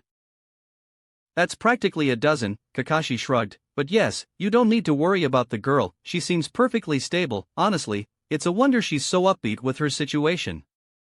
And the seal, the older man pressed. Seems to be holding strong, the copy ninja replied, though, you'd be better asking Daiki, seems he has an interest in sealing quite a bit. He caught on that she was a Jinchuriki at some point during the mission and got her to show him her seal. From what I gather, he copied it down to study. Sarutobi chortled, shaking his head in amusement. He sounds like another promising young man I once knew, he said. The similarities are quite astounding really, the innate talent they both have with the sealing arts, coming to the rescue of a female Jinchuriki, even studying their seals. I suppose he resembles Minato-sensei a bit, Kakashi nodded in agreement, though the attitude is all wrong. He's like some weird horrifying cross of Minato-sensei, Jiraiya-sama, and Guy. Honestly, it sounded like some form of horrifying monster to Kakashi. He wondered how he was at writing smut. The chortle turned into a full-bellied laugh at the comparison. Hopefully though, they learn a bit from this, Kakashi sighed, scratching the back of his head. It won't be long now before they start doing missions without me. They need to understand just how wrong things can go if you don't consider things properly. They are young still, but some perspective is always good to have, the Hokage pointed out. Still, it's not like you don't approve of what they did in the end. Kakashi didn't refute the older man's words, because he was right. He wouldn't have written down the instructions for that lightning jutsu for the kid and pretended he looted it from that chick's body otherwise. But, he stood by his decision in the end to let things play out as they did. Tough love like this was better than them dying. At least here, he could give them that experience with an opponent in a controlled environment, or he could have ended things in an instant if they got truly dangerous. That wraps up this part of What If Reborn in Naruto World. New episodes drop every 4 days, so be sure to subscribe and turn on notifications to stay updated. If you enjoyed this video, please like and share it with fellow fans. Don't forget to check the description for the fanfic title and author, your support means a lot to them. Thanks so much for watching, and I'll see you in the next one.